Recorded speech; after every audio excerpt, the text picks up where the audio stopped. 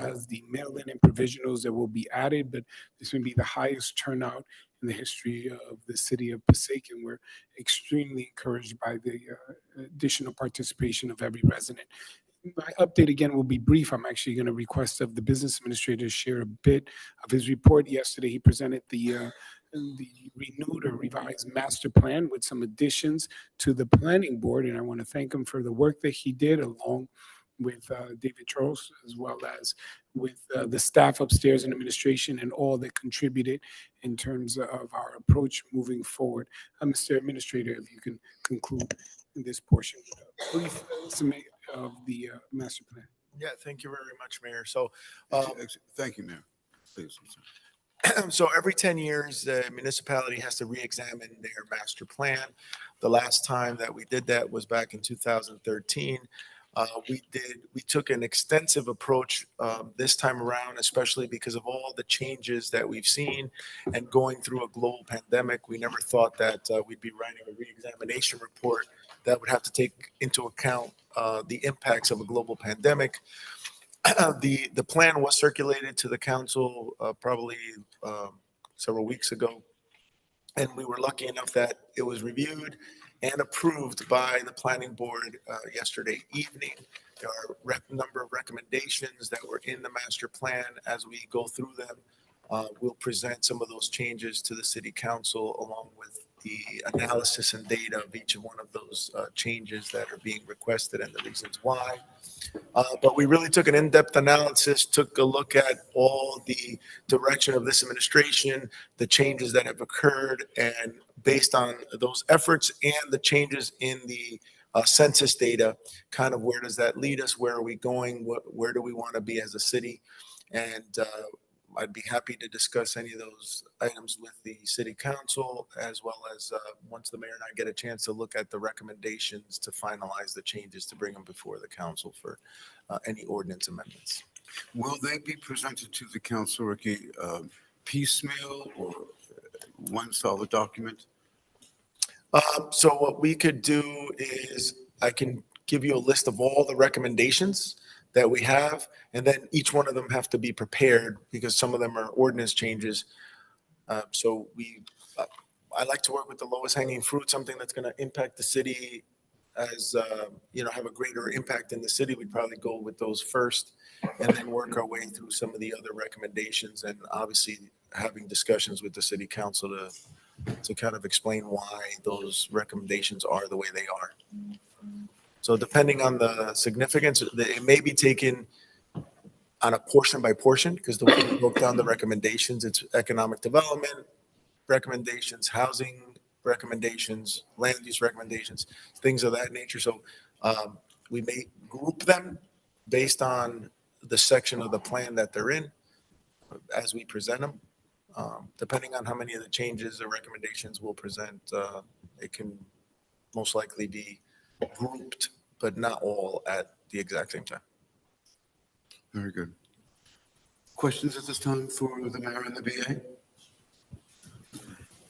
Good deal. Thank you. Mr. Mayor, thank you. Very good. If there are no other comments, we're up to Roman numeral 6 on our agenda, hearing of citizens. In accordance with the Open Public Meetings Act, NJSA 10:4-1 et sec, the council opens every public meeting for comments of the public. However, in accordance with NJSA 10:4-12, nothing in this act shall be construed to limit the discretion of a public body to permit, prohibit, or regulate the active participation at any meeting. Therefore, please be advised that the council will not entertain any comments from persons who communicate obscene material, make statements which are considered bias intimidation, in which a person intends to intimidate any individual or group because of race, color, religion, gender, handicap, sexual orientation, or ethnicity, or makes comments intending to harass or speak any offensive language. The person who makes these comments will relinquish their allotted 5 minutes for public discussion. Is there anyone who would like to address the council at this time? Yes, ma'am. Good evening. My name is Renee Griggs. I live at 23 Aspen Place, apartment 6C.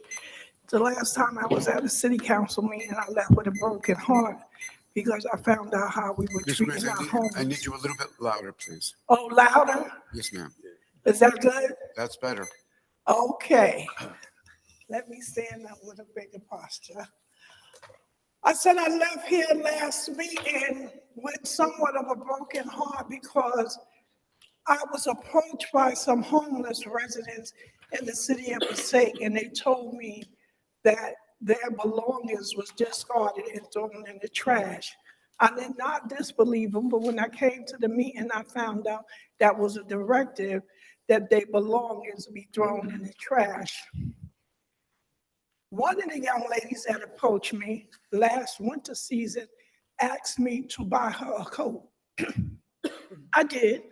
I took her to several stores throughout our main avenue, and I let her pick out the coat she wanted, regardless of the price, because she needed it. And I live at home with about 32 coats for the winter. So I didn't think it was anything that I could not fulfill. She approached me and told me now the winter is coming and her coat was thrown out. And I was heartbroken. And like I said, I came to the council meeting and found out that was a city directive to throw away the homeless people's belongings.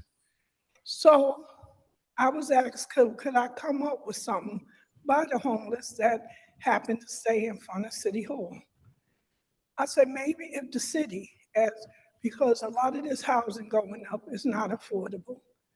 I know everybody that owns a car is glad for the additional parking, but could we come up with some kind of place where we could put some lockers that they could store their belongings in? A lot of them don't have IDs, some kind of system where we might could take their picture in case they lose their key to a locker where they are registered. So I get it. No one wants their things all over, bagged up across the city in parks, stored in places that can't. But it's heartbreaking to know that we are throwing out everything they own in the trash. So I would like you to consider something like that, finding a place where we could put up lockers and register them for that locker. We know with homelessness comes a lot of other issues, drug abuse, mental illness, stuff like that.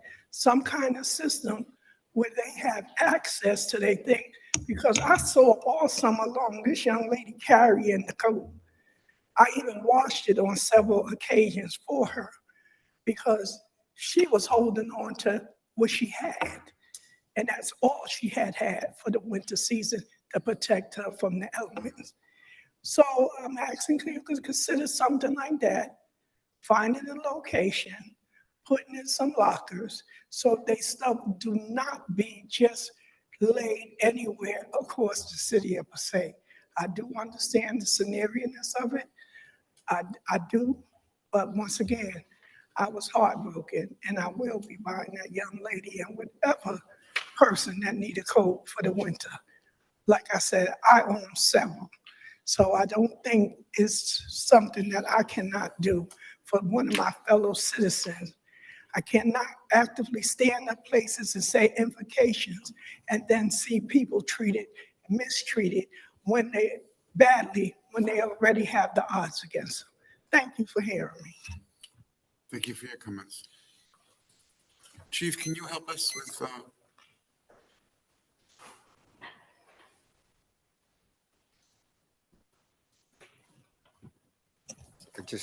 I don't know who might have thrown this homeless person stuff out. We don't have a directive to throw any homeless person or anybody's property out. So I really don't know, who's throwing these things out. I know Council under the President. mayor's leadership, the city has been, I don't want to use the term She aggressive, did but identify the two I'm sorry, Ms. persons. Griggs. My 5 minutes Ms. is really not up. And she did say DPW threw them out, and they were told to. And if you check the minutes, it was said last meeting. My understanding of that is, Council President, is that the property is to be stored, not thrown out. So I don't know. Thank you, Chief, for clarifying. There is no I directive will to, bring them all next meeting, December 3rd. Whether- Let them tell you whether- their story. Council President, there's no directive from the administration or we're aware of any other agency to throw out homeless possessions. There has always been an approach of the city that any abandoned um, items left in the city are to be picked up and taken to a location where people can reclaim them.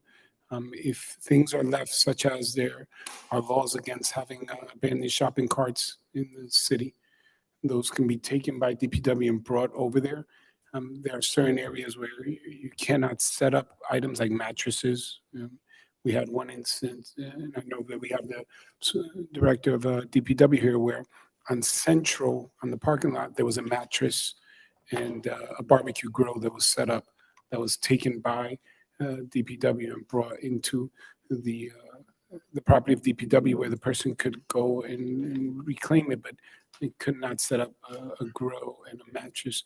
Some bags are left around the city, and if they're not clean, DPW picks it up, but that's not directed at anyone specifically. It's an approach in order to ensure that we're addressing concerns around the city. If anyone believes that their personal items are taken, they are welcome to come to the city and say, where are they? And they can go through them. Of course, the police and the DPW will facilitate any process as to any initiatives. A Dignity House, a resource center that we have available once a week. All homeless are invited to take showers and have their clothes washed. That's been going on for years, and everyone's invited to go through Human Services. We keep records of everyone that goes every single week. In terms of storing, we will definitely explore with the attorney. There may be some concern of liabilities of whether we would be responsible for any items lost or if an individual says, I had this in the locker and it's not there. So we'll explore with the attorney. I think it's an excellent idea in theory, but obviously as government, if a not-for-profit would like to do it, they have a little bit more leeway than government does. We have a responsibility to ensure that our approach is done in the most responsible and organized manner. So if someone states there was a locker and it got broken into, the city would now be liable for any item taken. We usually reserve lockers for police and fire, but we have not had a public locker program for anyone in the community. We will explore, we'll ask the attorney. But other than that, again, I'll assure you there's no directive. There's only, and this applies if you have a home or not. If you have a home and you leave your items unattended in the street, they can be picked up. If you have a home and you set up a barbecue or a mattress or leave a bag out on the corner and don't come back to pick it up, it will be taken. If you have a property and decide to set up a tent in the city without a permit, then it will be taken. But this has nothing to do with your status. We want to assist the homeless and facilitate any help. We'll direct them to any agency that isn't here. But again, that approach of grabbing anything on the street, that applies to anyone, whether you're homeless or not. Excellent. Thank you, Mayor. Anyone else wish to address the council? Seeing no hands, I move to close the public portion.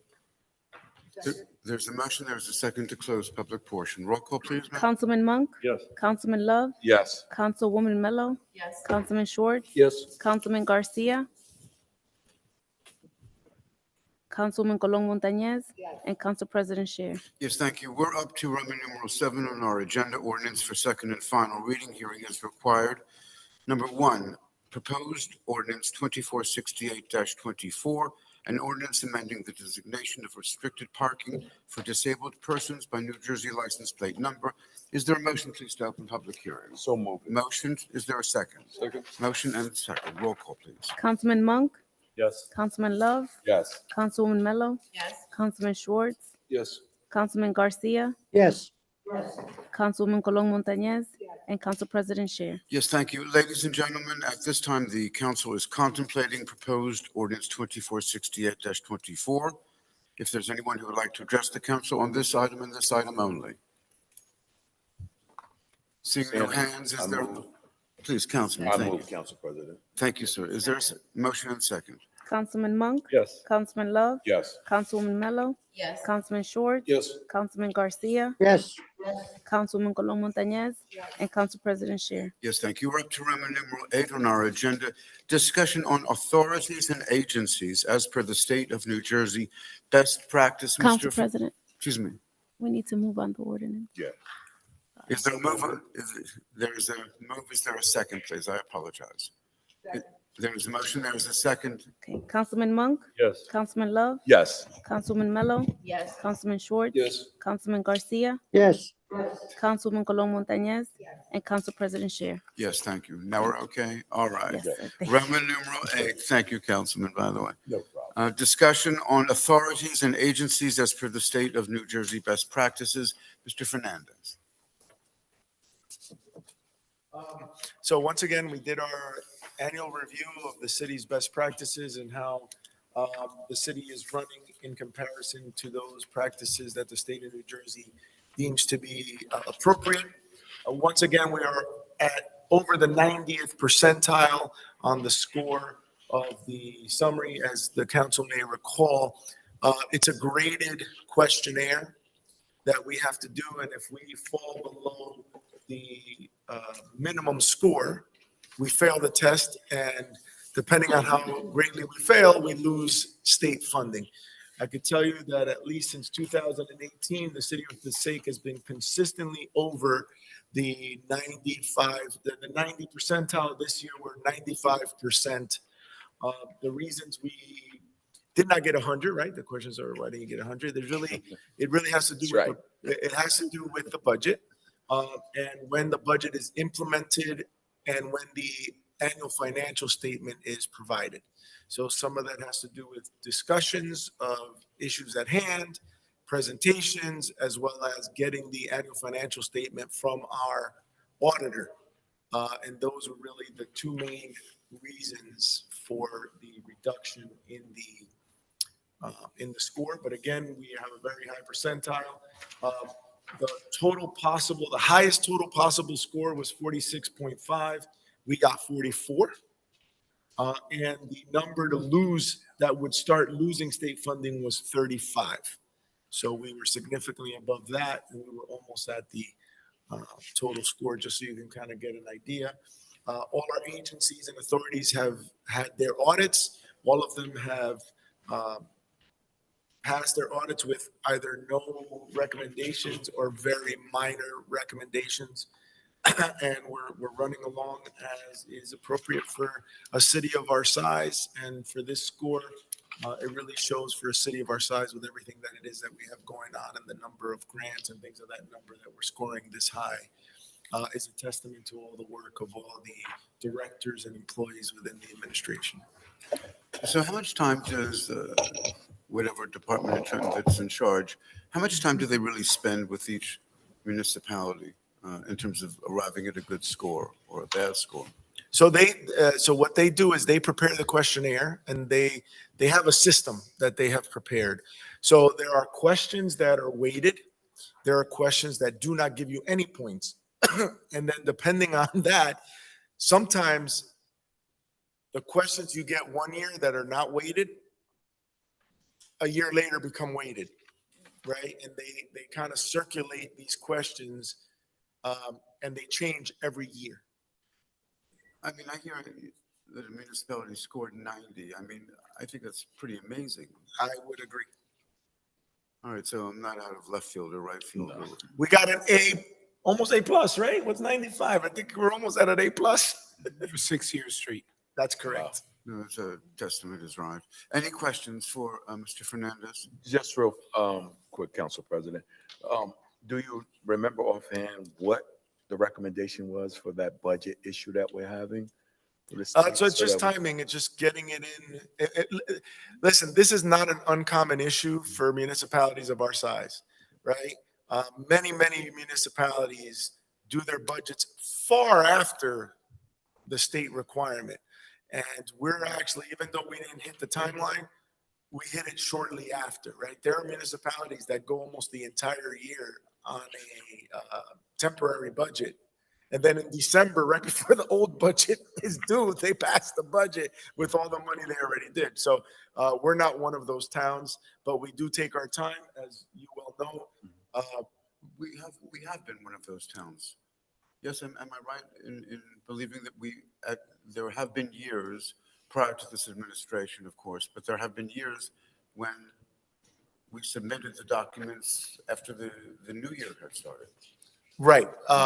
I can only say under this administration, we have not done that. So that's why over the last 6 years, we haven't had that issue. But I will share, sometimes the delay uh, is out of the control of the council and the administration. It's contingent on certain information or certain policies that are waiting on a certain information that we need in order to have a complete budget. It changes from year to year, but that's why it's not an uncommon thing. It's not a direct, I guess, result of any dereliction of duty or any purposeful delay. Obviously, for the council to consider the budget and adopt it, they have to have all the information before them. So sometimes we're waiting on items, and that doesn't always line up on the dates.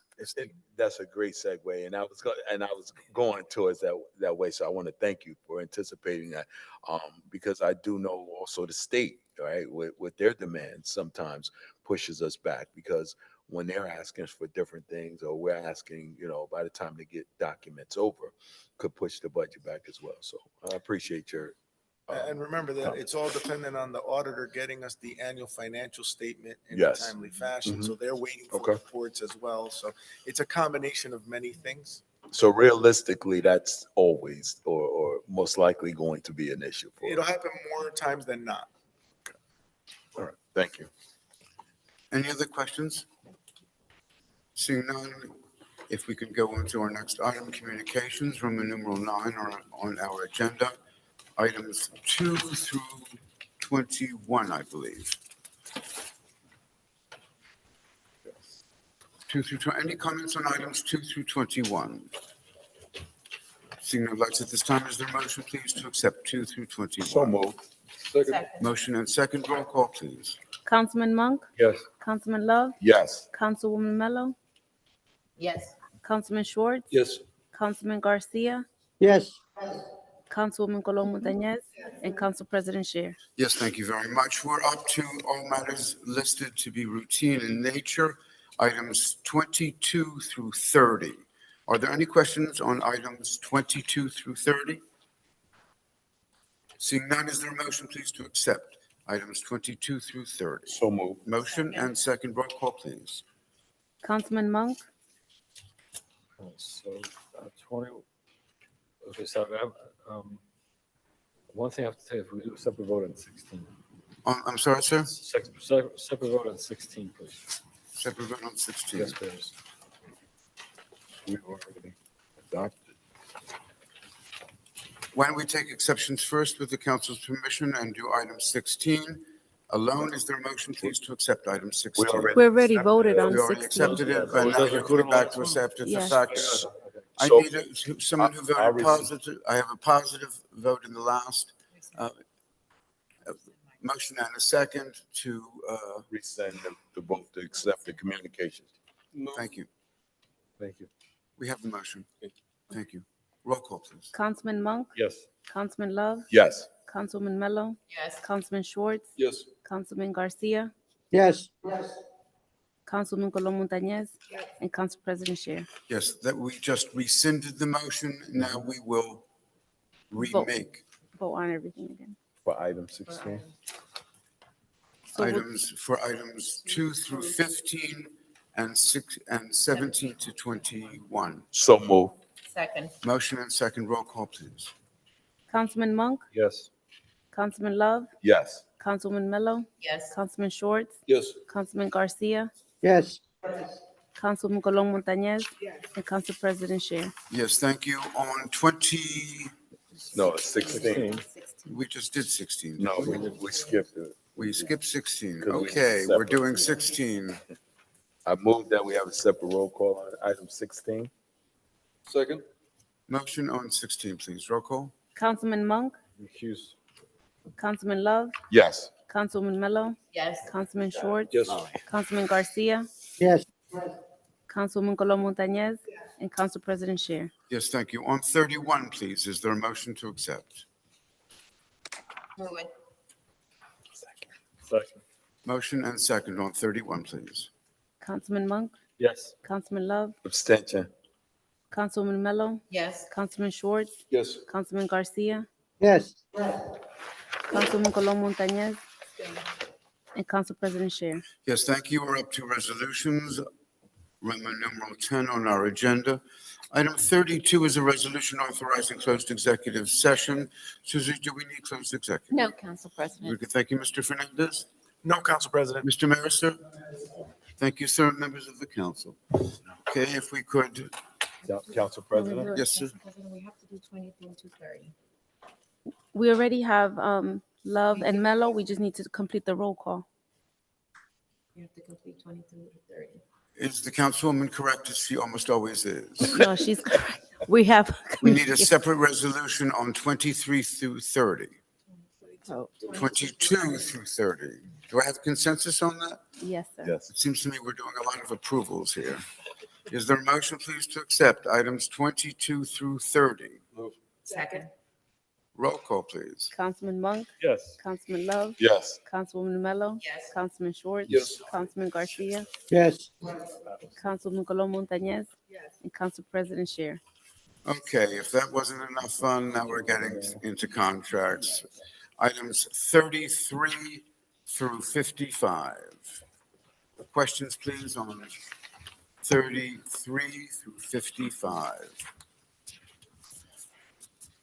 Councilman Monk? Yes, Is that you? thank you, yes, thank you, Council President. So item 38, resolution for engineering services. I'm pretty sure we had this conversation last year. This resolution. But just if I could trouble administration, just to get clarity again, we're using this company as our engineering, to fill the engineering office, right? The personnel. That's correct. They are, in all extensive purposes, this firm is the city's engineer. And I'm sure we discussed this, I just don't remember. What was the advantage of giving it out as opposed to having in-house engineer? So there are a number of advantages by having a firm. One of them is there's multiple engineers. No one's out on vacation ever. They have to provide coverage during that time. There's no insurance payments, pension payments, salary expenses on the city side with all the additional taxes and the health benefits and things of that nature versus one individual. And most importantly, on the minor jobs, it comes out of that office. So a lot of plans that we might have bid out in the past, there are some of the more minor ones, like designing a section of a park or something that's more minor in nature. It comes out of that office with the current staff versus having us bid it out to a firm that would then, create that. So it creates a little bit more efficiency as well to get projects out a little faster, as well as the other things that we kind of mentioned.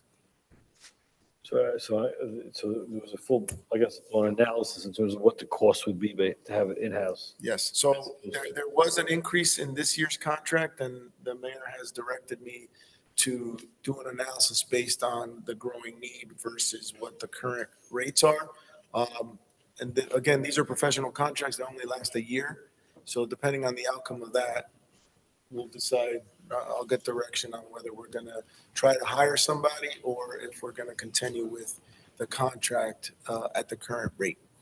Right now, this contract will get us an engineer. And the reason for the increase is to get us an engineer the entire week for the number of hours that were there. So that created the increase. And also the firm added an additional hourly rate, was a little bit higher than it was last year. So those two things combined raised it, which then led to the directive to reanalyze the service and to see what the value would be in getting it in-house. So we're in the process of doing that. We hope that before these bids go out next year, we'll have an answer, and there might be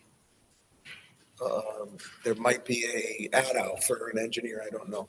I could tell you that with all the benefits and everything that we do with an engineer, you're definitely looking over the 200,000 when you add health benefits, vacation time, and all that, and liabilities and all those other things.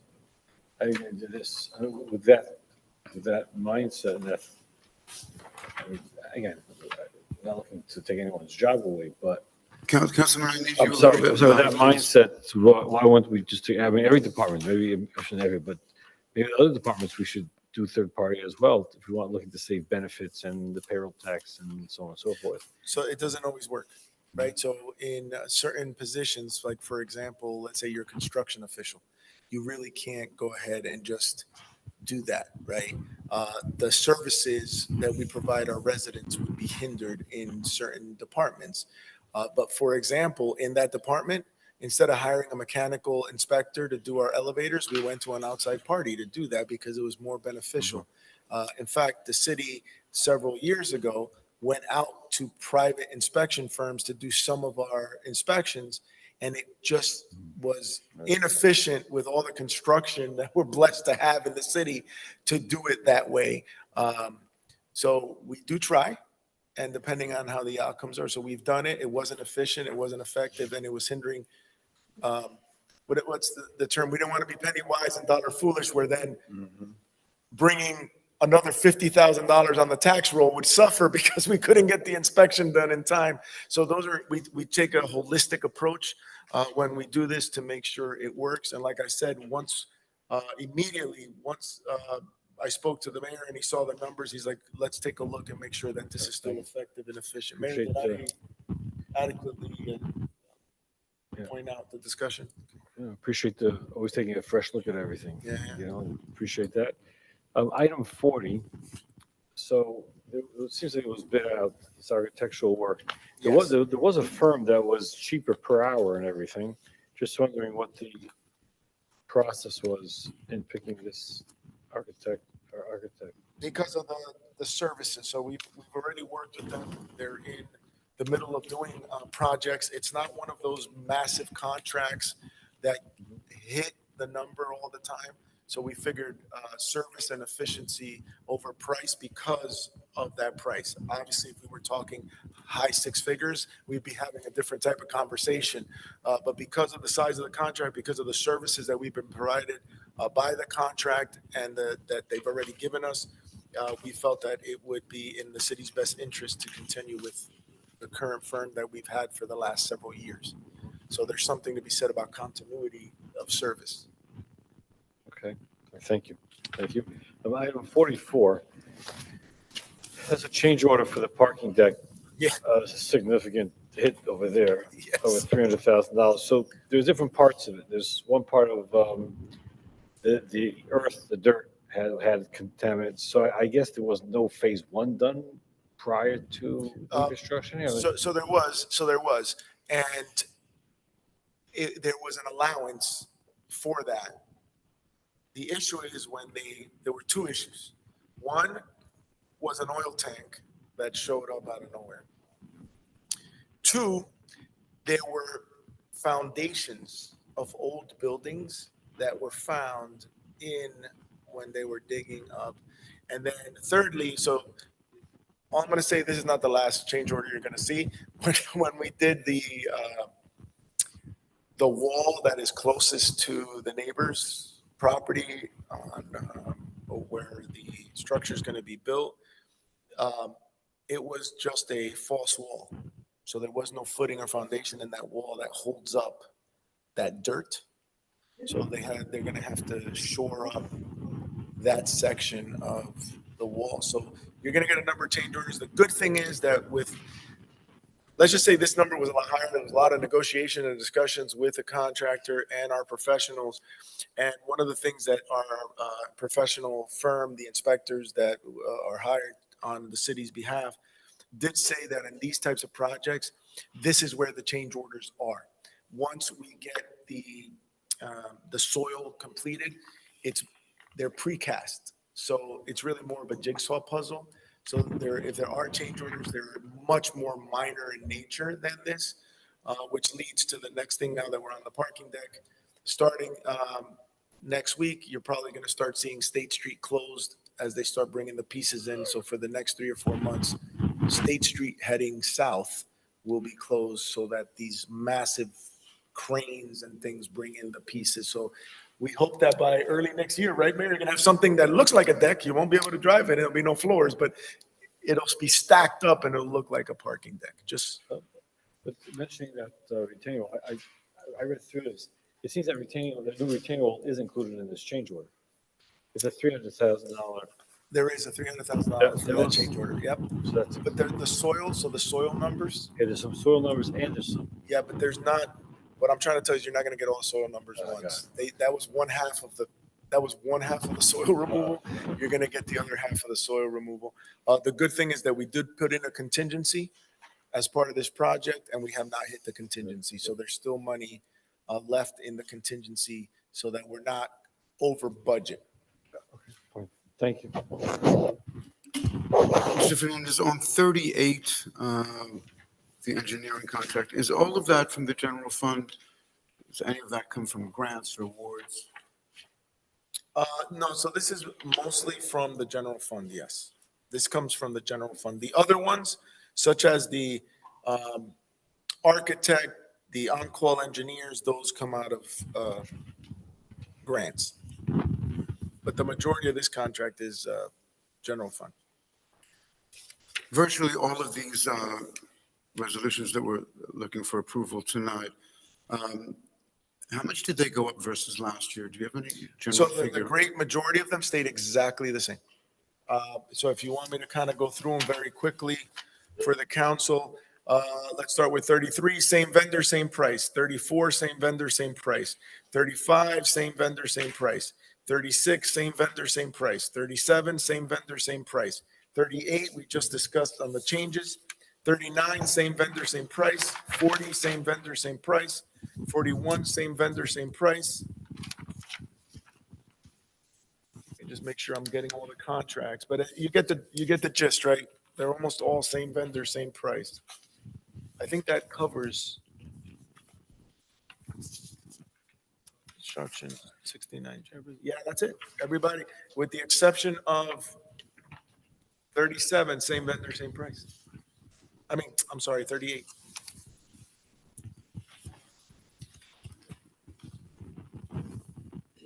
Okay, are there any other questions on items 33 through 55?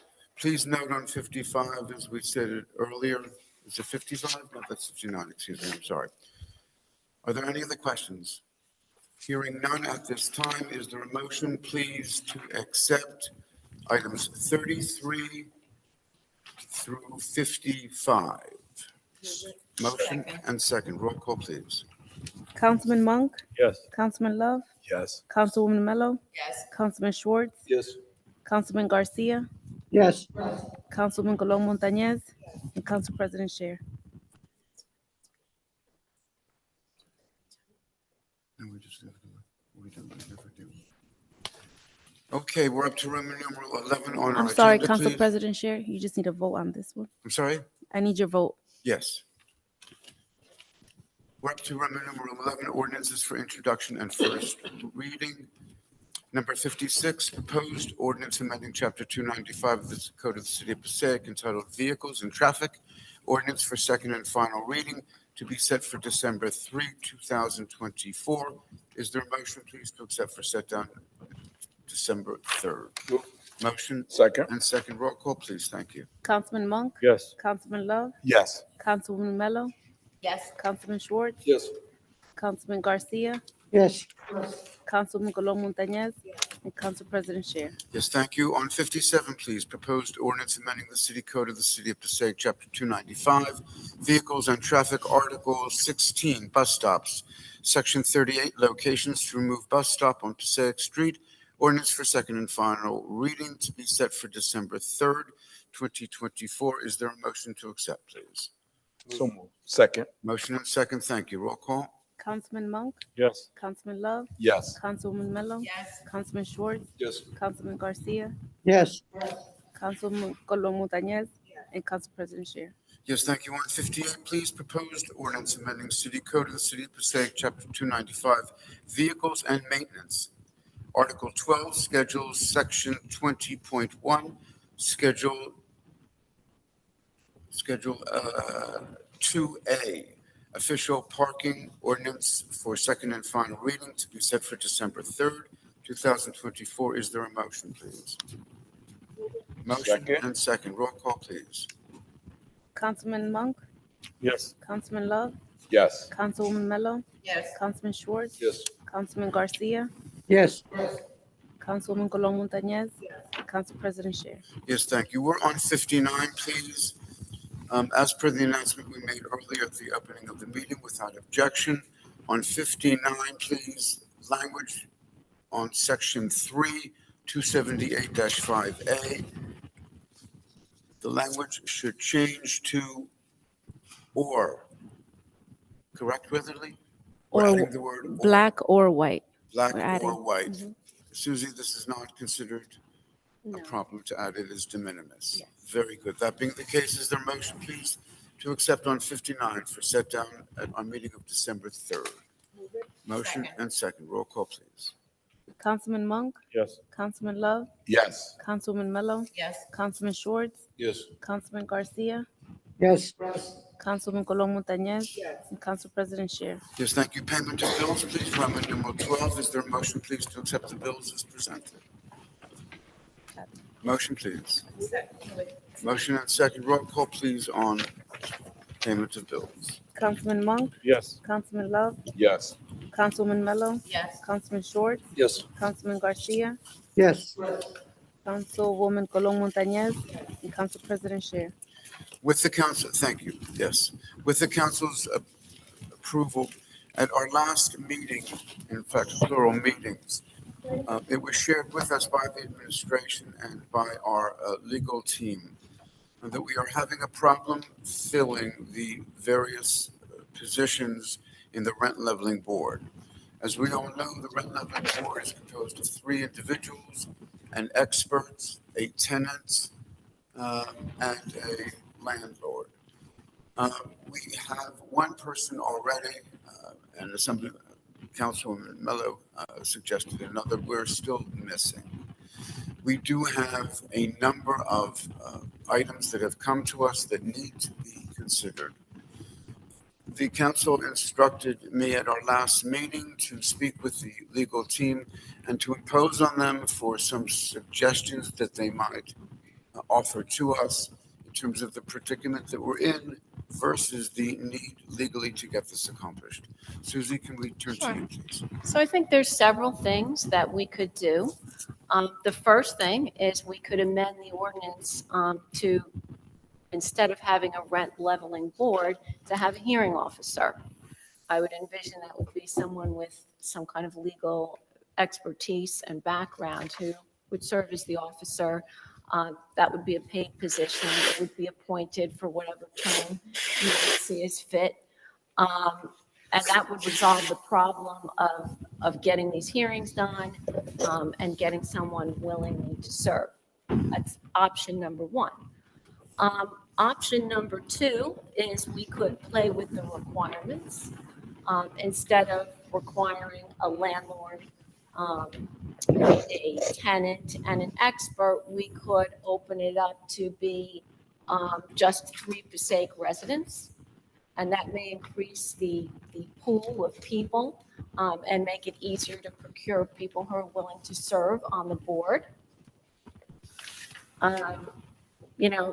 The third thing that we could do is advertise in that we're going to have a process where people, if they're interested, because we may not be reaching everyone that may be willing to serve on the board, and accept, perhaps through the city clerk, applications with credentials and resumes for the council to vet and elect who will be the successful appointees.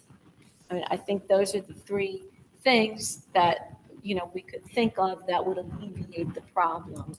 So first would be a hearing officer, Yes, and that would be a paid position? that would be a paid position. There may be a potential of utilizing one of the professionals already on the list within their contract, such as special legal counsel, or we can appoint, someone else, a prosecutor, someone from the AG's office, but, that's the concept. And the second, The second is to open it up, not have a requirement that it be a landlord, a tenant, and a professional. It could just be 3 Passaic residents. And that increases your potential pool of people to select from.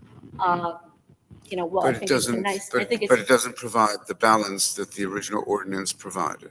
it does not. I think it's more optimal to have the landlord, the tenant, and the expert, but if we can't find people to fill the positions, it's another alternative.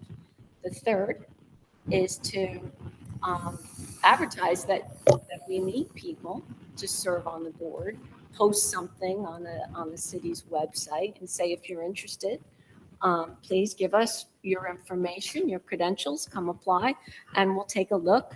And the council can see if there are applicants that they think would be a good fit for the board. That would apply to all of our boards. Yes, that could be easily applied to all of our Yes, it boards. But then it becomes a free-for-all, really, who applies for the various positions.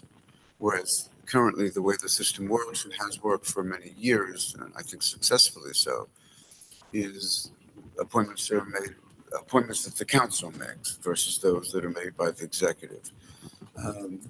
They've always been a bit more controlled with responsibility, which is why we have usually dismissed that idea as one which would not really be workable or desirable in terms of what we've been looking to do. And based upon what the city looks like today, I'll tell you, I think that anything that reaffirms that is a positive. Members of the council, Yes. any questions on this? Question? Yeah, go ahead. Are we having trouble finding anybody or landlords or tenants? But Right now, we don't have anybody that, unless there's been something new that's changed over the last couple of weeks, the board has been sitting vacant. We don't have an expert. I know that there was an expert who was interested in serving, but they are not in Passaic. They're from another town. That it's a possibility you could change the expert requirements also, but that still leaves 2 other positions that we've been unable to fulfill. And I guess the council hasn't been able to procure someone that's willing and that they think would be a good fit for the board. Excuse me, Council President, if I may, to the attorney, if you can just clarify for the councilman, because he asked if we can find anyone. Perhaps the process hasn't been made clear that this is an appointment of the council, so any suggestion of any council member would be considered for it. It's not an appointment of the administration, and it's not an open position. Forgive me, probably, it's not an open position that's been posted. So just to clarify that we can't find anyone. I know that's what the Councilman Schwartz was trying to ask. It's not like it's posted. It's simply if any council member, it's only 3 individuals. If any council member were to bring a resume of somebody, they would be considered and voted on. We just haven't had any brought up right now. thank you for the clarity. Thank you, Councilman. I did submit, I believe that would have been a tenant, Yes. for tenant, yeah. I So, did made a suggestion. so our city council actually touched on where I wanted to go. At least that would give us a pool of landlords if we opened up the residency part, right? Because there's some landlords who own places here in Passaic who may want to serve on that board, right? And they know the makeup and they know the land of Passaic. So that would at least help us with that one expert. That's a thought process of opening it up to landlords who don't live in the city of Passaic, but could possibly own and or maybe not own, because being on that board, we need different perspectives from different areas, right? Passaic is unique, but there are other towns that's very similar. So to have a fresh mind and thinking from another municipality may not be a bad thing on the board. That's a thought process. The second is I only can speak for myself, and I toy with it with the city clerk, but the Mayor touched on it. I haven't been aggressive myself with seeking anyone. I think that this council should set a hard date of seeking applicants or people to serve, and then start looking at different ways of getting this done. I don't agree at this point, a paid person right now, but if that's the option after the hard date where each one of us are actively seeking, because I only can speak for myself. I spoke to the city clerk a few times, but I didn't follow up as I should have. And I think that a hard date by all of us, collectively, as 7 of us, should yield some qualified individuals. I just wanted to share what we all of us know, and that is that this board has always been so very, very difficult. Yes.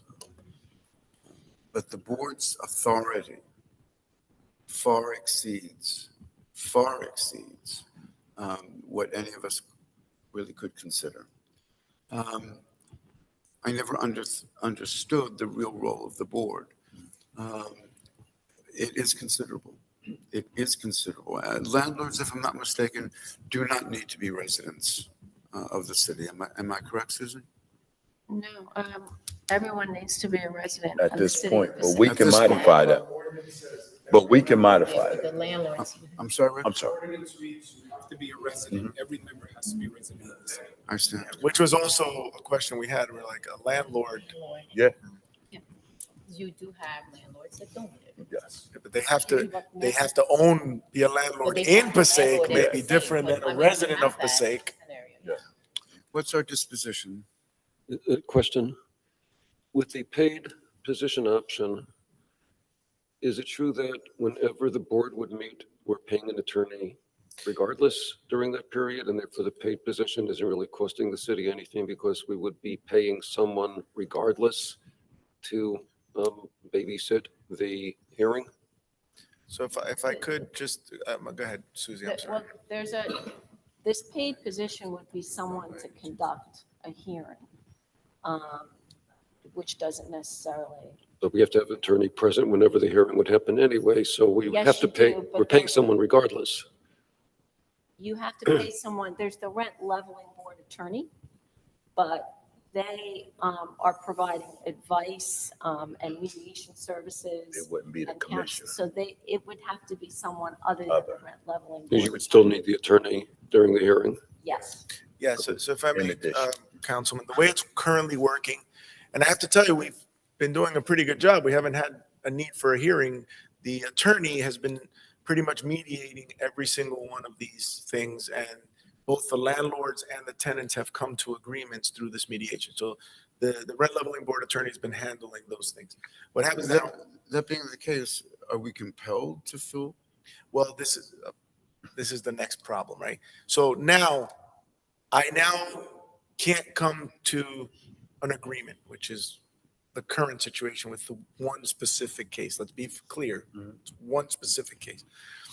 The mediation, they're going through the mediation, they're not coming together, right? Then ultimately what has to happen, either the board or some sort of hearing entity would have to hear the case and then adjudicate what would happen, right? And then the rent leveling board attorney would present the mediation discussions and provide the guidance, and then some sort of entity would have to opine on it that then would be, would have to be binding on both sides for whatever that ultimate, decision is made. So that's what we're missing right now is Yeah. that last piece. So to the councilman's question, when would we pay the hearing officer? It's only if they need a hearing. That's how that would be. If you have a rent leveling board, there may be meetings that the board may have to have discussions on different rent leveling issues. But if you're having a hearing officer, they're there for a hearing and only when a hearing happens. That's the way we're envisioning it. If that were the route that the council wished to take as the attorney was discussing the options. Mayor, am I- But if I can just, I'm sorry, Councilman Schwartz. I'm good. Councilman Love. I just want to just go back to that mediation part. And I think, well, not that I think some citizens have stressed the fact that they settle because there's not another option in terms of hearing. Yeah. So, go So ahead. today there is an option. Yeah. Today there is an option. You are the option, right? So in the absence of the rent leveling board and the absence of mediation, it would be a hearing here Here at the council. at the council, Okay. right? So that's like, if nothing comes up and we haven't decided to do any of those options that the attorney said and the council's still deliberating, and there has to be a response because there is timing that's in the ordinance, right, of certain timeframes that have to be met, then really the council is left with no choice Yeah, but but to hear the case, right? That's problematic because you're supposed to act as Right. the appellate As the board. appellate. board. Yes. So you really You can't, right. you can't do So- both. So you really can't, you can't conduct the hearing because you're supposed to be reserved to hear an appeal. Is there See any, the problem? is there any way to get some figures on what the cost may be? For the hearing It officer? would be an It would be an hourly rate. hourly charge. So It would like, be for an hour. example, in the pinch, like in a pinch, Susie said special legal counsel can be included as that. Right now, their rate's at $125 an hour. We can go out to bid. Maybe the rate comes in lower, maybe the rate comes in higher. I can tell you, we historically have the lowest rates, hourly rates for attorneys than our neighboring towns. But right now, if we were to say, listen, we need a hearing officer right now, let's just say it's special counsel for right now, that would be at $125 an hour. And I don't know how long the hearing will take, right? It could be done in a day or it may take several hearings. I don't know. It depends on the severity of the case and how There's willing. prep time. Yes, You know, absolutely. it's not just you walk in. Show up. And so there's before preparation, there's during the hearing, and then there's sitting down and writing an opinion.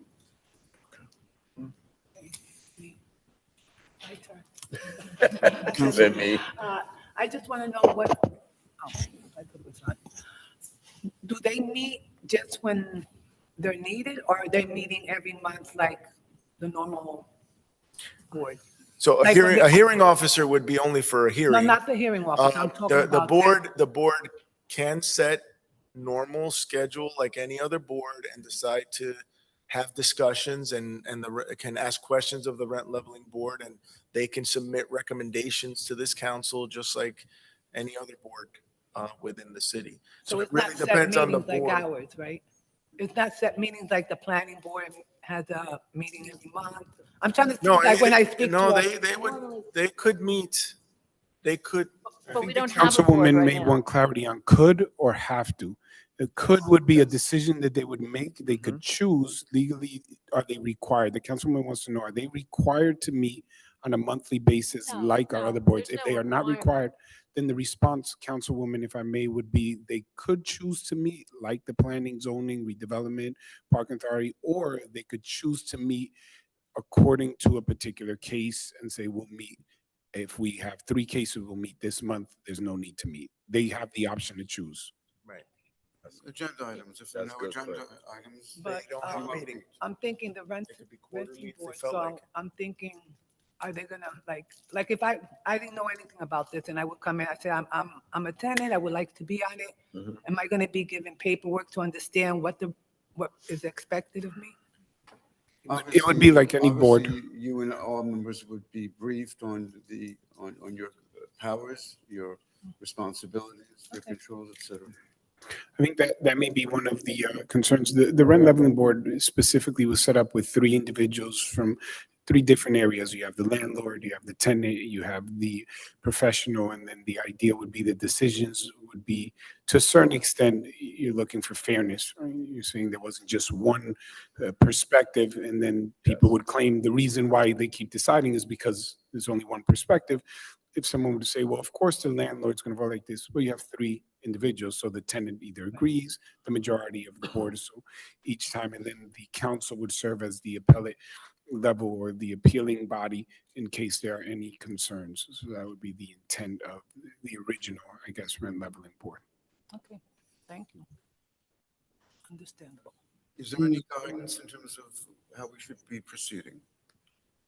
It seems to me there are several options before us, those enumerated by Susie, the option of doing nothing, the option of a hearing officer, the option of including anyone and not just City of Passaic residents. And I believe Councilman Love suggested setting a hard and I fast think date I would go to with that. procure Yeah. recommendations and then revisiting the issue. And I think also said landlords, I- removing the residency From requirement. the landlord. For Really, I landlords. think the only one we should remove the residency should be the landlord. Because the landlord could be in Clifton, but they own property here in the city of Passaic. But for, because you're in, the expert, I mean, you can find any real estate agent, I'm assuming that those are like the requirements. What are the requirements for an expert? No, I'm saying that, You because being that's the also. the definition You is live- yours to You're come up living with. it. Yeah. You're living that role. I mean, anyone that will be familiar, I'm assuming, with how the market is going. Do we want to, The put this President, on the if I may- shelf? I think council. Do we want to put this on the shelf for our next meeting? And at that point, hopefully I've given it some thought and discussions among. Council President, Councilman Garcia is trying to speak. Yes. Councilman Garcia, forgive me, sir. Mr. President, you just answered my question, so I would like to have more time on this, so maybe we can find somebody, take that position. Thank you. I think under any circumstance, Councilman, the council is not prepared tonight to take any long-term action, but rather as a discussion item to be considered perhaps at our next meeting or some meeting thereafter. But I don't believe that any of us envisioned that we would be taking action tonight. And if we would, it would necessarily need to be an ordinance for first reading. So there'd be time to develop and time to expand upon it. Any thoughts, ladies and gentlemen? I would go with, I'm sorry, ma'am? I would go with giving a date to see if we, now the holidays are coming, we get to meet, see more people. Yeah. Maybe we'll be able to give us time to search for someone that's willing to take the position or the, not the position, be on the So the board. suggestion is to put this back on our agenda formally, perhaps a month from now. 2 Yes. meetings from now. You're up Is for that 4 weeks. acceptable? Acceptable. All right, that being the case, with the council's permission, let's please schedule, not at our next meeting, whether we but the meeting thereafter, December 17th. December 17th, where we'll continue the discussion and hopefully come up with some clear recommendations that we can act upon thereafter. Council President, forgive me, just for clarity, are you setting a date according to the recommendation of Councilman Love for people to bring suggestions or to revisit the options? To Find revisit somebody. the options, I So, believe. so it's not that the council are going to bring suggestions for people to appoint to the board, it's to have a conversation on this. On the structure and form itself, Okay, rather than the individuals who would comprise. okay, because she was saying they're going to do Councilman Love, so that wasn't Councilman Love's suggestion. So it's, on December, we're going to revisit the structure of this, but not that the council would come with recommendations to appoint for the board.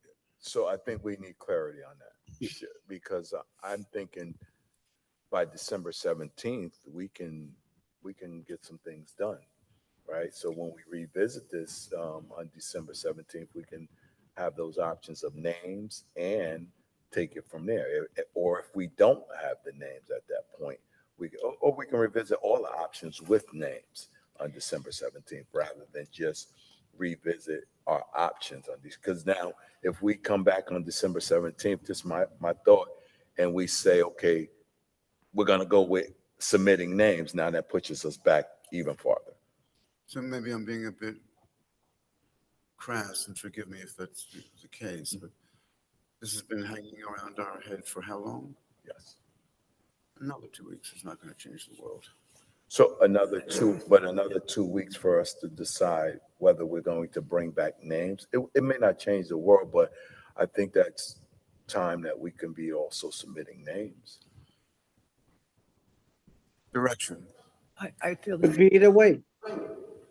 2 people suggest bringing in names. Councilman Mung.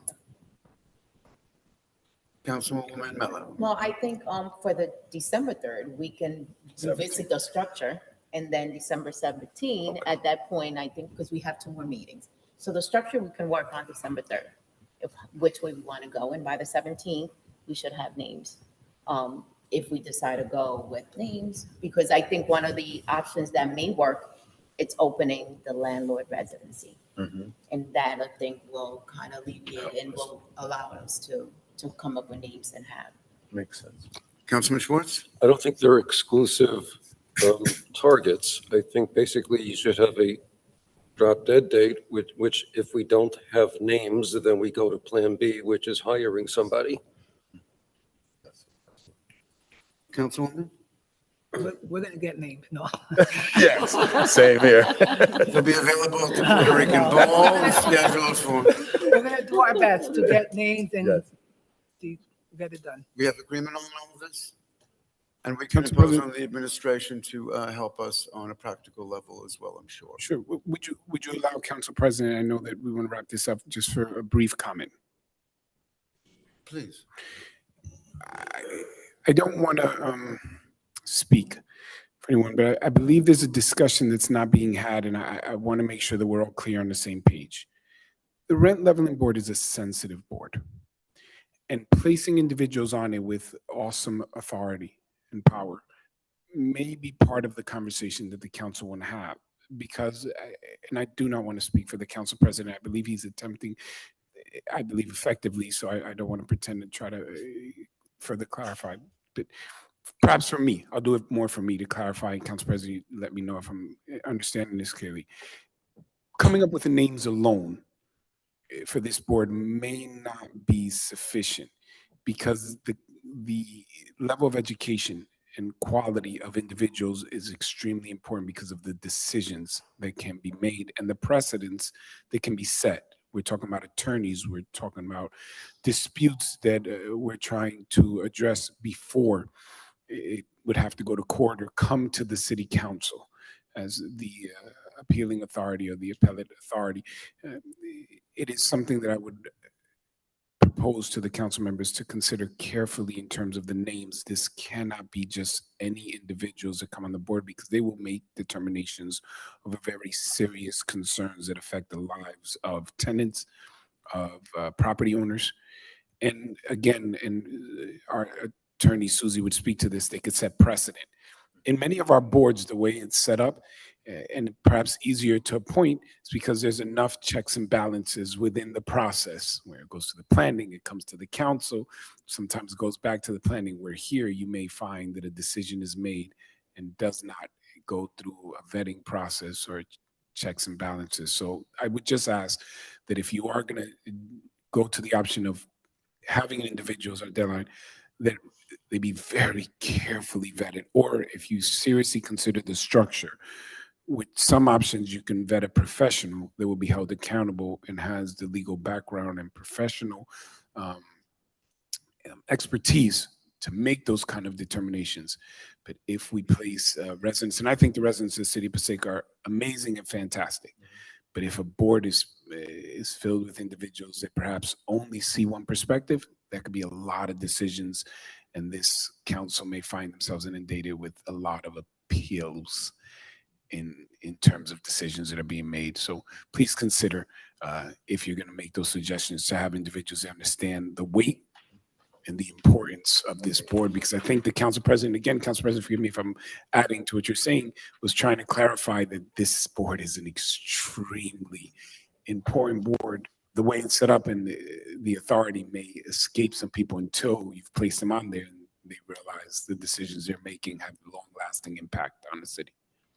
Thank you, Council President. Thank you for expounding upon what I was trying to say. If I may. So much better what you say.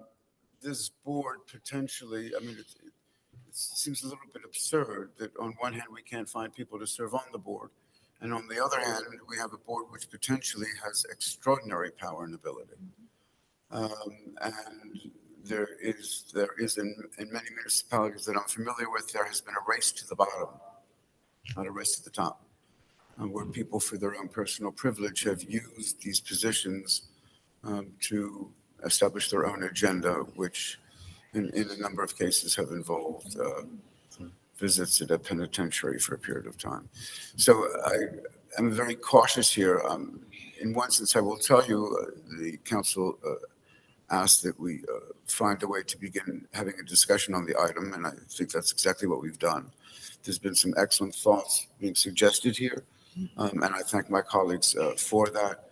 The input of the administration is absolutely necessary, and although we know it is at the power of the council, as mayor, you've been so kind as to open up your doors for the council to join you in any decision making. So we would hope that you would continue the same with us, and be the continuing positive influence that you have been so very much in these past months and years. Why don't we follow, if there's no objection, why don't we follow the combined suggestions that were made and use both of them?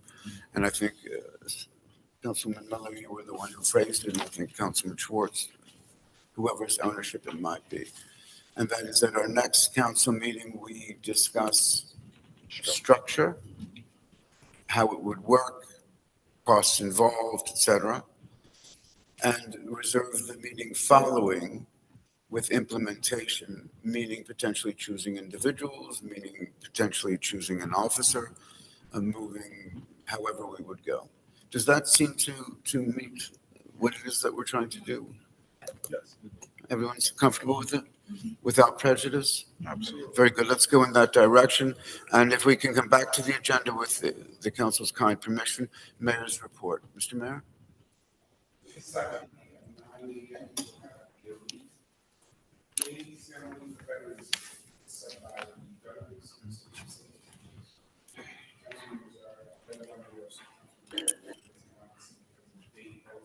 The date that they had available, the veterans and the state representatives, but it will be Saturday at 9 a.m.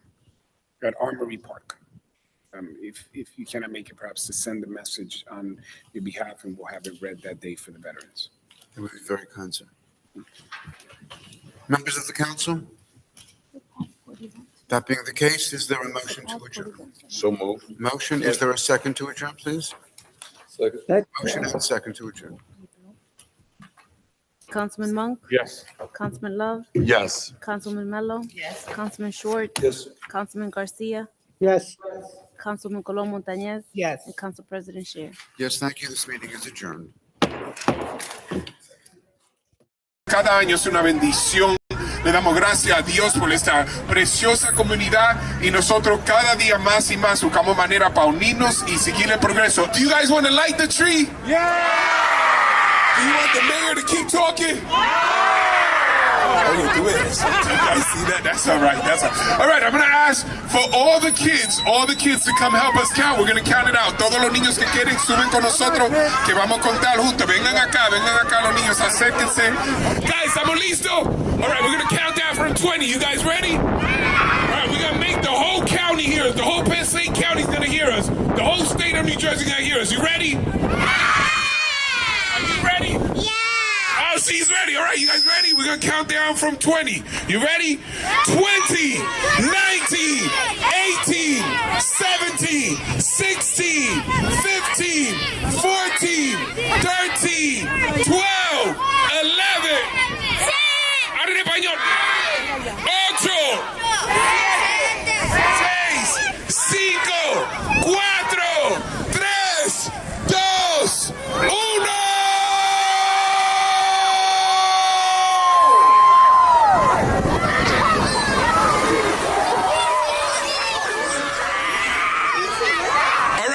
Christmas tree is lit. Nosotros prendimos el árbol. Hey, City of Passaic, this is your mayor once again. Our police officers are continuing with the amazing and remarkable holiday spirit, as they are now with the children in the rec center with the crafts, and each of them are going to go out with a police officer to shop with a cop, with a hero. Each child is getting $100 gift cards, and they're able to go shop with the police officer.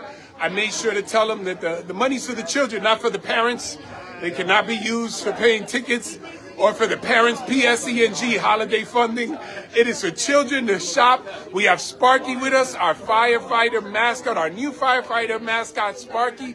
And as you can see, the cards are being given out. Ahora, nuestra policía están dando la tarjeta a los niños en recreación y ellos van ahí a comprar regalos. Las tarjetas no son para los padres. No son para los padres. The cards are not for the parents. They are for the children. So as you can see, we're continuing the initiative. So you're going to see a lot of parents and a lot of police officers shopping on Main Avenue. We also have Sparky, our firefighter mascot. As you can see, the families are here also. We have Joe Colon and our amazing special needs program. They're all going to go shopping too and purchase. So we got hundreds and hundreds of kids going out to buy the mayor his Christmas gifts. I have yet to get a major response for that. I got a lot of rolling eyes. I don't know what's going on. We also have our deputy chief of the fire department, Deputy Chief Munier, right there in the back. DC, thank you, with our fire department. They're so remarkable, and they're out here. So we're so happy to see the children go shop and buy whatever they want. Next year, it's going to be even bigger because each year, Dr. Hall said, it gets bigger and bigger. We're not going to be satisfied until every child in Passaic is shopping with a hero during the holidays. It is Christmas in Passaic today. I couldn't have said it any better, ladies and gentlemen, especially to the parents that just found out they're getting $100. Parents, to the parents, you don't get to say you got your Christmas gift already. You still got to buy your Christmas gifts. Parents are going, no, this is your Christmas gifts.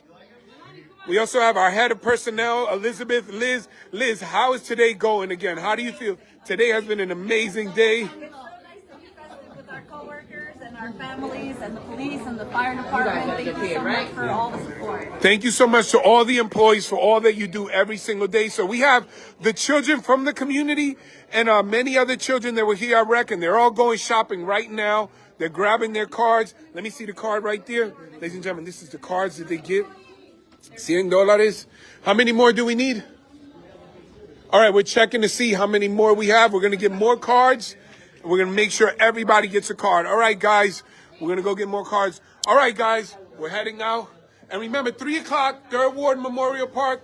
3 o'clock, 3rd Ward Memorial Park. A las 3 en el Parque de los Patos, ahí mismo de los Gansos o del Distrito 3 para nuestra fiesta navideña. All right, guys, bye.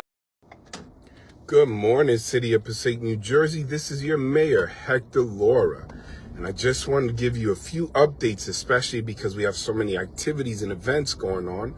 I'm finishing up my early morning drive around throughout the whole city. Many of you know it's my routine just to identify areas that may need to be addressed, or situations or problems or concerns, or sometimes messages that I receive from residents. I find it easier to do it in the morning, especially when there's a little less traffic. I know around this time, the kids are getting dropped off to school. So I get to go to different wards and different sections and see what's going on. And then I reach out to my various departments that report to me throughout the city hall, like DPW, engineering, administration, things like that. And as I was going around, I wanted to remind everyone that the Parade of Lights happens tonight. It starts at 5:30. No, we're not going to be able to hit every street, as we mentioned. We already have a 4-hour block. It's a long train of many vehicles, police, fire, construction vehicles, tanks, floats. So we have to limit the areas. They have to be conducive for these large vehicles to be able to turn. But tonight at 5:30 we begin. We'll hit every ward. And we're excited about having this event, our 4th annual one. The kids really look forward to it. I posted up the routes, so please check my Facebook page. I posted up the routes. I know it's a little shaky right now. I'm driving up Paulison Avenue. As you can see, I finished driving down through Passaic Street downtown. I also went up through Summer Street, came right up back through Highland Avenue, back through Paulison. And then I'm going to continue, excuse me. Oh, sorry. Then I'm going to continue around, go downtown again, down by 8th Street, go down by 6th Street and 4th Street. But I wanted to let you know about the parade of lights. Hola, Ciudad de Passaic, Nueva Jersey, su alcalde Héctor Lora.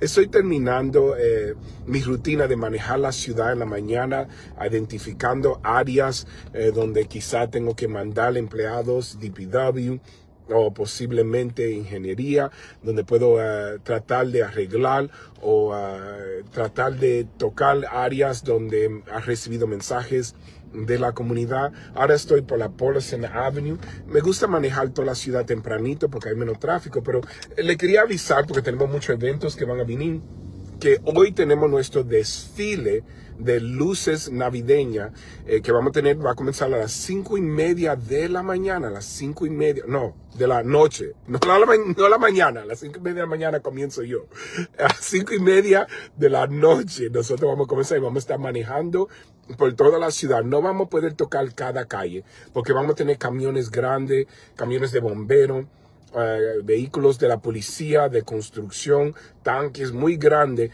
y algunas de las calles no son conducivos para poder doblar porque son muy finas o muy delgados, no como yo.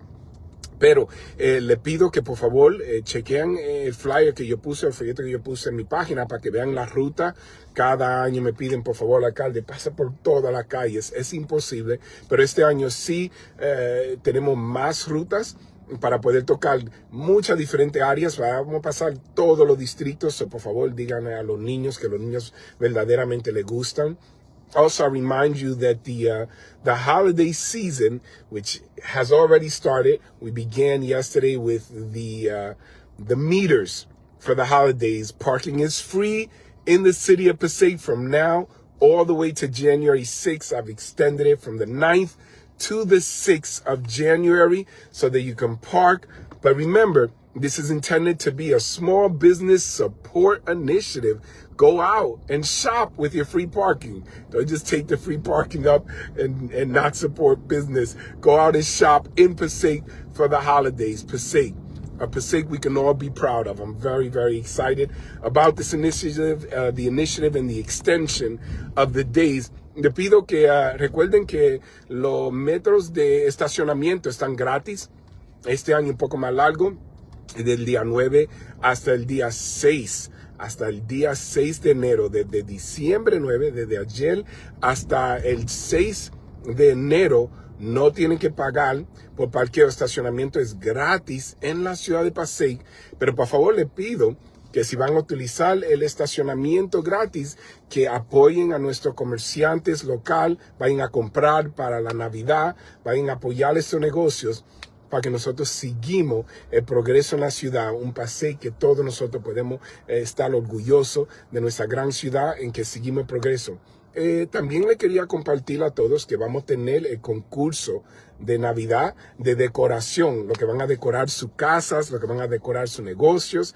Este año vamos a decorar, también incluimos todas las instituciones de fe, las parroquias, las iglesias, los templos, todos que quieren participar, y vamos a anunciar quién va a ganar. So, si tu parroquia, si tu iglesia, si a ti te gusta, déme estacionar un poquito para poder explicarle con detalles.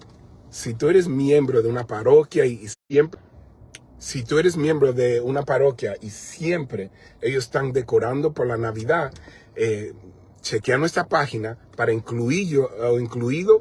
para que sean incluidos en el concurso. Así pueden ganar un premio grande la parroquia, o la iglesia, o el templo, o cualquier institución de fe sin fin de lucro que tú tienes aquí. Si quieren compartir, van a llamar a 973-365-5510 para ser incluido. Guys, this year, again, we're going to have our holiday decorating contest for homes, for businesses. But this year, we are adding the not-for-profit faith-based institutions. So if your church or your temple or your house of worship decorates during the holidays and you want to be included in the contest, reach out to us at City Hall, 973-365-5510, or go to our webpage, check out the flyer, go to cityhall.com or go to my Facebook page and let us know that your church wants to be included, or your house of worship, or your temple, or wherever you gather and you're not-for-profit. And hopefully you guys win. We're going to put it up to the public for them to judge it. And if you guys win, you're going to get a big prize for your institution. So those are some announcements. As I continue my ride around, I started very early, but I'll include you as we continue around our city. This is obviously our downtown area on Passaic Street as we're passing Columbia. And as I always mention, it's my routine. I like to drive around every ward. That way, if I see something, I can immediately call DPW or call engineering or call the administration and continue to ensure that we're getting support throughout the entire city, because I respond to you guys as you send me messages, or sometimes give me a call and say, hey, Mayor, can you drive by this street and check this out? We've been having issues here. Obviously, there's a lot that's been done in the city, but more work to be done. And every day it's an opportunity to tackle new opportunities that we have to tackle issues and continue the progress and continue lifting our great city up. Good morning. Good morning. How are you? God bless. And I hope everything is going well with you. I hope you guys have a fantastic day. Buen día, buen día. Como les estaba compartiendo, cada mañana me gusta manejar por toda la ciudad. Hay oportunidades para arreglar problemas o responder cuando los residentes me mandan mensajes. Y así seguimos el progreso. Mucho se ha hecho, pero todavía hay mucho que podemos hacer. So, seguimos el progreso y el labor.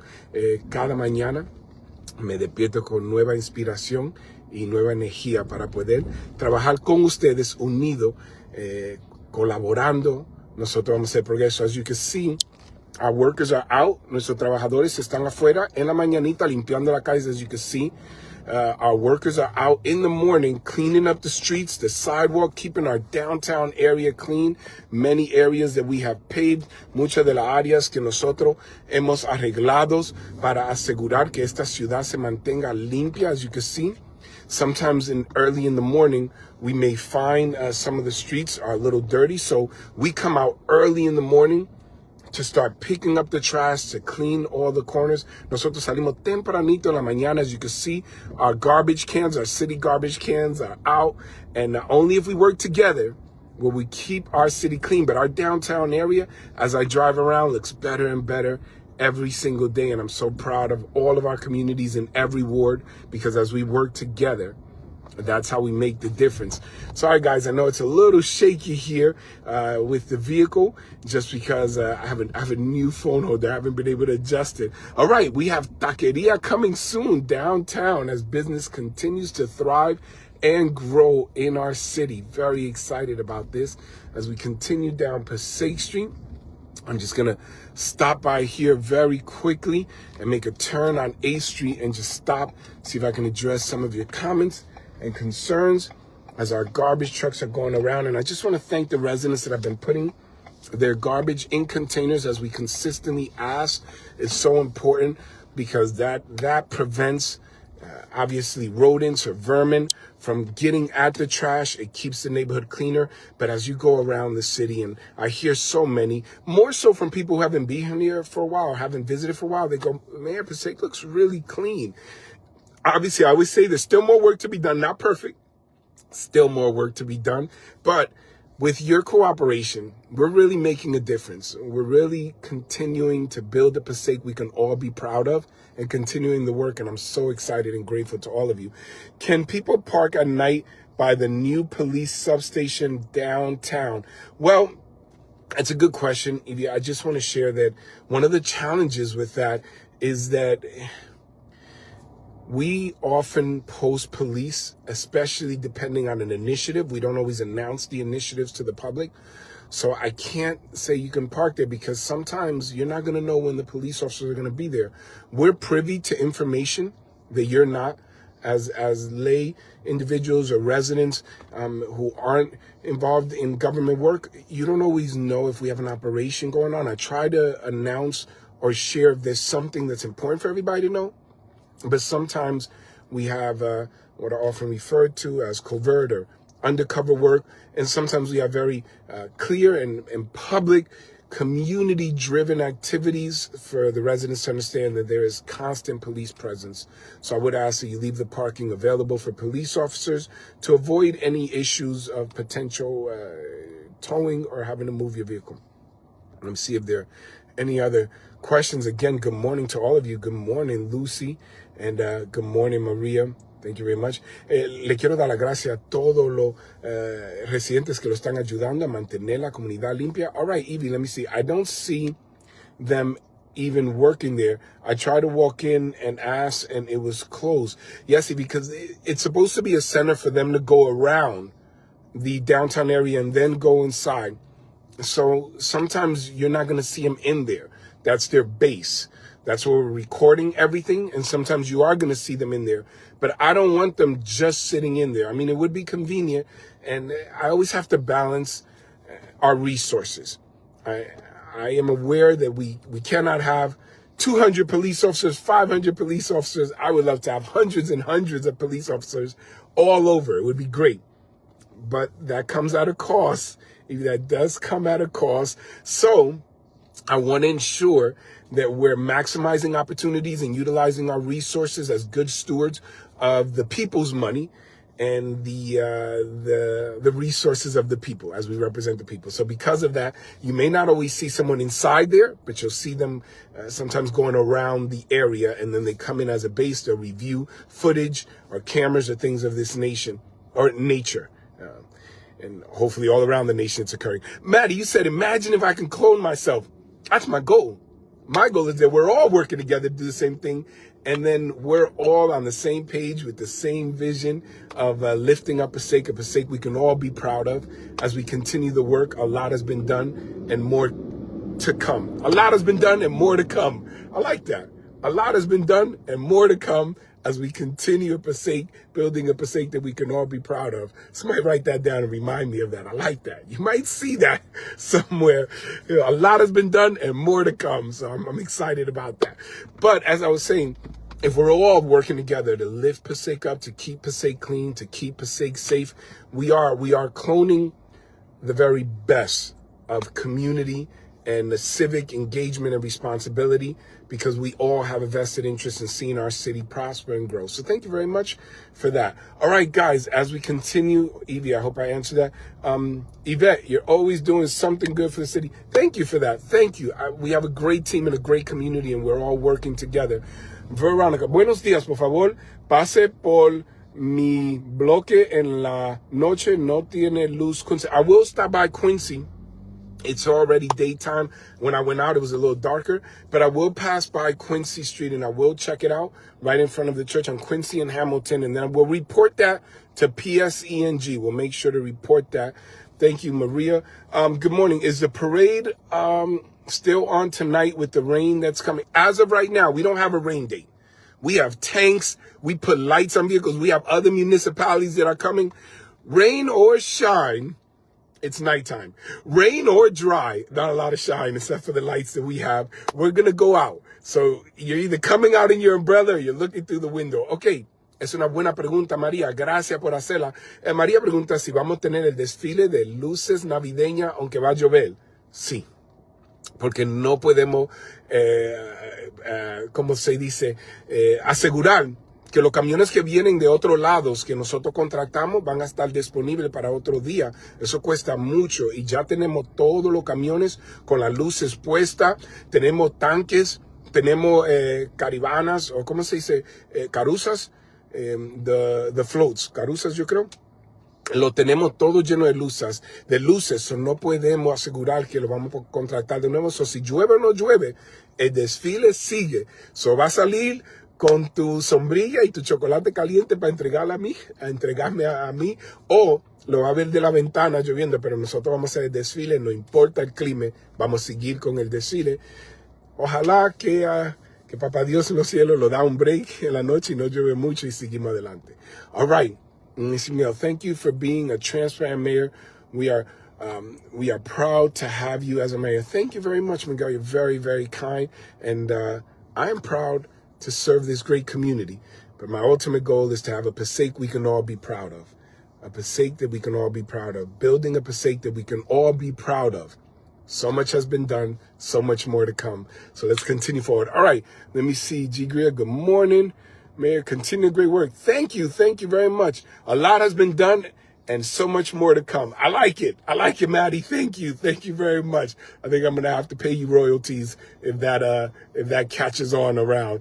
All right, good morning, David. Good morning. All right, so we're gonna continue driving around in our morning routine. And then remember, the Parade of Lights is tonight throughout the city. That rhymed. The Parade of Lights will happen tonight. Rain or shine, it's going to be all right. Some of the streets a little too tight, so we won't hit every spot. It's going to be amazing. Some might even say it'll be hot. So if they say we shouldn't have it, I respond, why not? A lot of tanks. That's what we got. Trucks and vehicles and cars. We're going to drive near and far and continue this initiative because the kids really like it. I don't have a rhyme for that. But all right, that was a little impromptu rhyming. I got a little inspired after the response on there. All right, let's continue downtown as we go down 8th Street and just drive around a bit and finish out checking out all the areas of the city. But like I said, the streets have been looking really good. I want to thank the residents who are working so hard. Le quiero dar gracias a todos los residentes que están cooperando para asegurar que mantenemos la ciudad limpia. Thank you guys for those who have been obviously using our city containers as we diligently have been picking them up. As you can see, so much development around the areas. There's been a lot of work around the city. I see a little issue on the right side, and we'll make sure that our sweepers come by and our DPW. Street cleaning here is on Monday, but we'll send to get some extra attention here on 8th Street. But I wanted to remind everyone that it takes community effort, collaborative efforts, so that we can all keep our city clean. Obviamente es un labor colaborativo. No sé si así es que se conjuga esa palabra, pero ya lo tiré para allá, para mantener nuestra ciudad limpia. All right, so as we continue here on 8th Street, checking out all of the work, all of the progress, all of the development.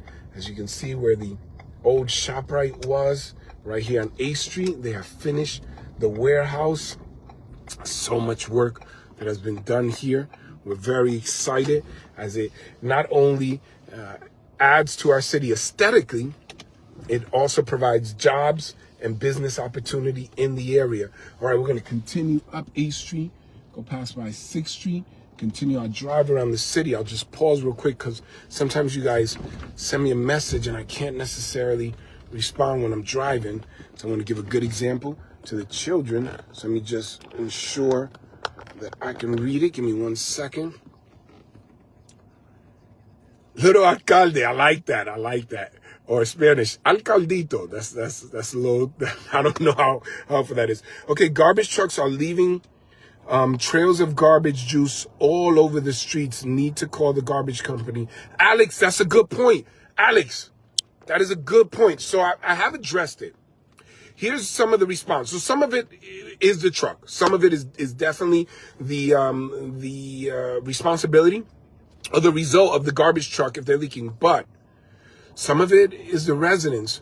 When you put garbage in a bag, and you may throw grease in there or liquids or garbage that doesn't belong in a bag necessarily, it becomes a challenge for the trucks as they're picking them up and tossing them in the garbage can. Some of them are overloaded and some of it can fall out.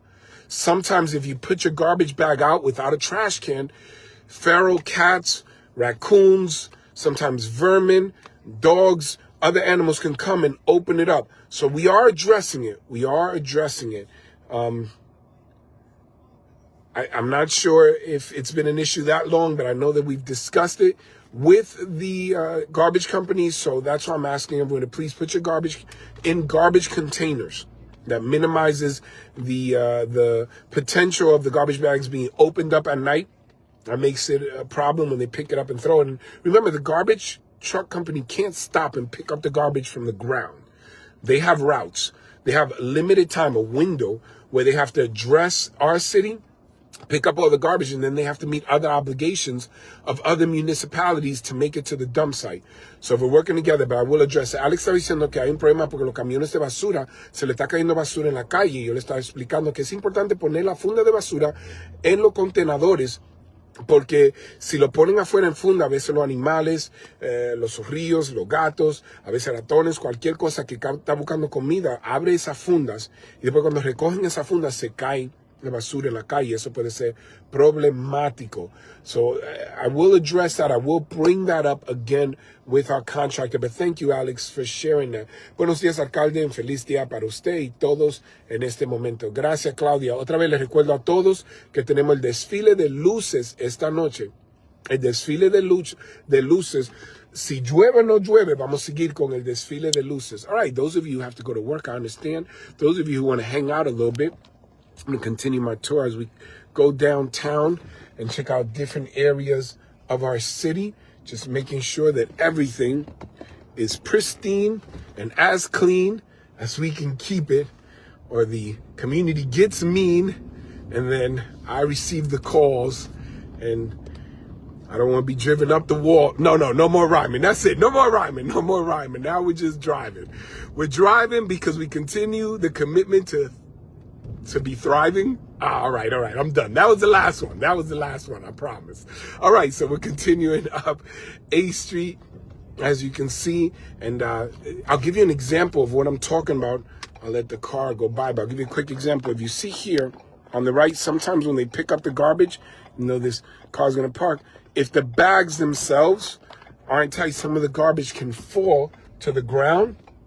And we don't want that to occur. I'm going to send somebody to come down and check that out. But it's important that we all do our part in ensuring that when we put out our garbage, it's either in containers or bags, and that will assist us to keep everything clean.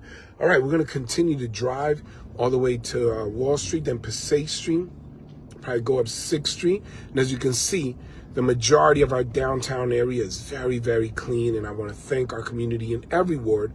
In every single area, everyone is putting in their part to ensure that our city, our wonderful municipality, our great Passaic is on the rise, and we can all build a Passaic that everyone can be proud of together. So much has been done, so much more to come. So let's continue the work. All right, guys, I'm going to turn here on Passaic Street. We're going to go Wall Street and then go up to Passaic Street and continue in our downtown area. As this is my routine, but I'm going to extend it a little bit as I wanted to make sure everybody remembers that our parade of lights is tonight. Otra vez les recuerdo que nuestro desfile de luces es esta noche.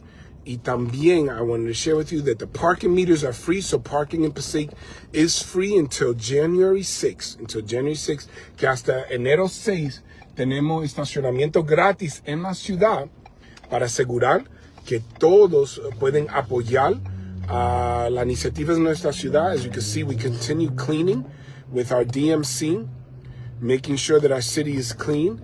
Now we're going to turn right here on 6th Street just to ensure that we're checking out all the areas throughout our city, making sure that our streets are clean. And then if I see things, as I mentioned, I like to call them in immediately in the morning. And that way, by the time I get into City Hall, I can get a response or a report as to whether they've been addressed or when they will be addressed. Oh, look at all the lights right here on 6th Street. Great job, everyone. Decorate. I'll show you one of the areas that are decorating. Hold on, I'm gonna take the phone out and show it to you. Give me 1 second here. I love the decorations here, guys. Very, very nice.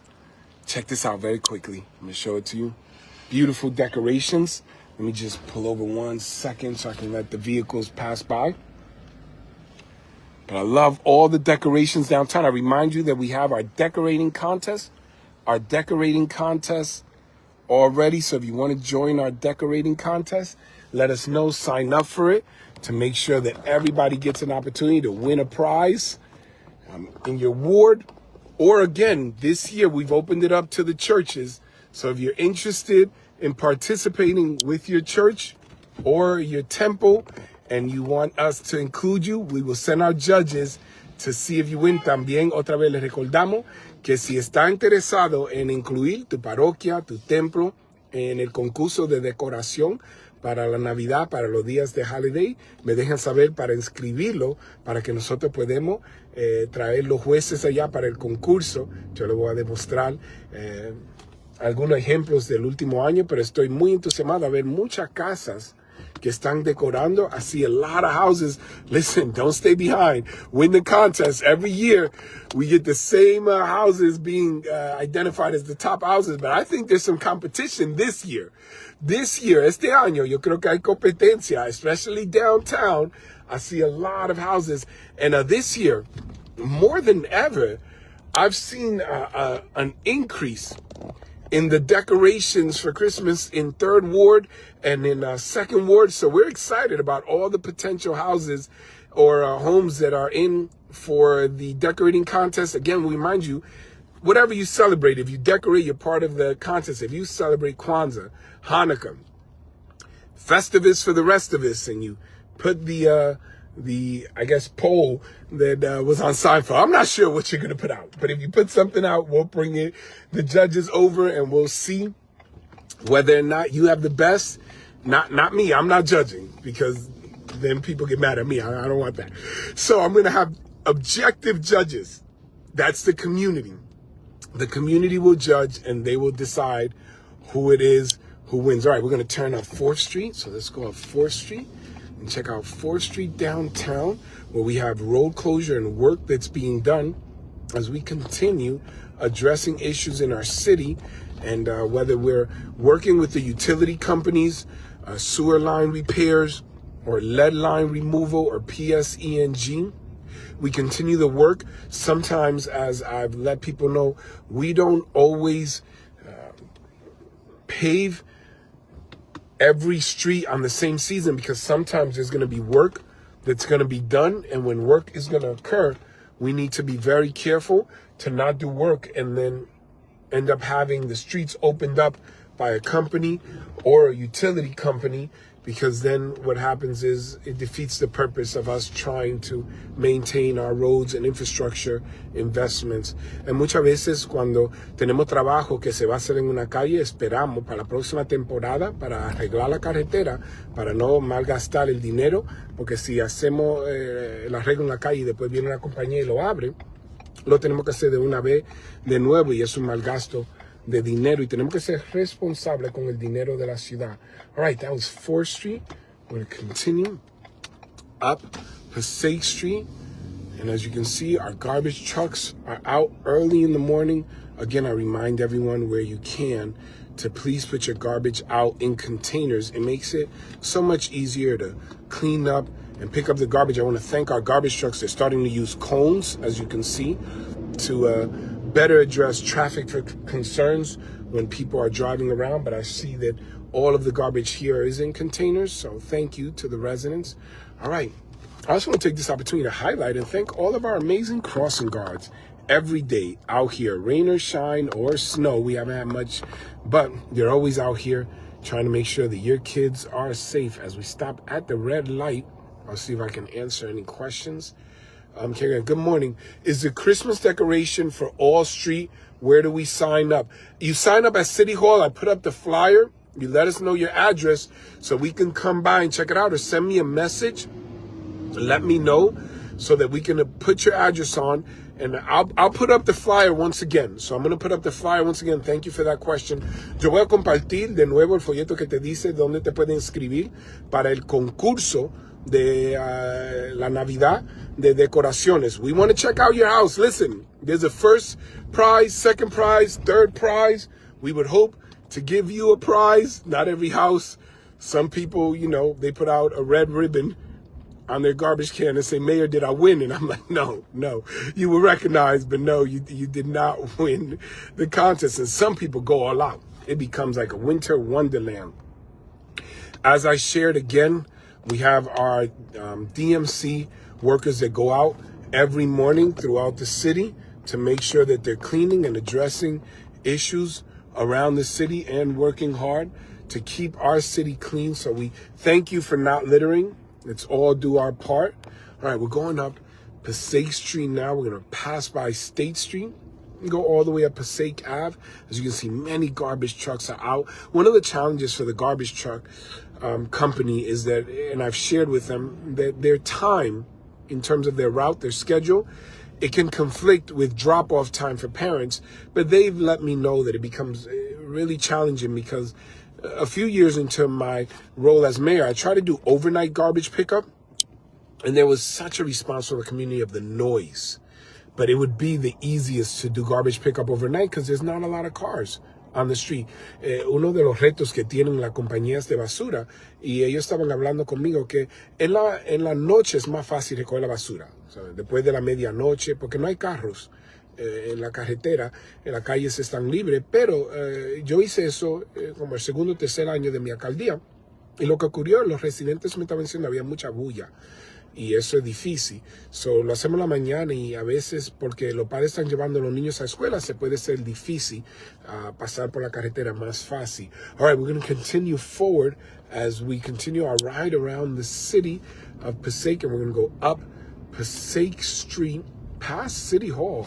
City Hall. Look, you can scan our many monitors for our toy drive if you want to donate toys to needy families. I hope everyone has had the opportunity to check out the decorations going down Main Avenue and Market Street and Lexington as we continue to decorate throughout our city. Carmen, give me 1 second to read it.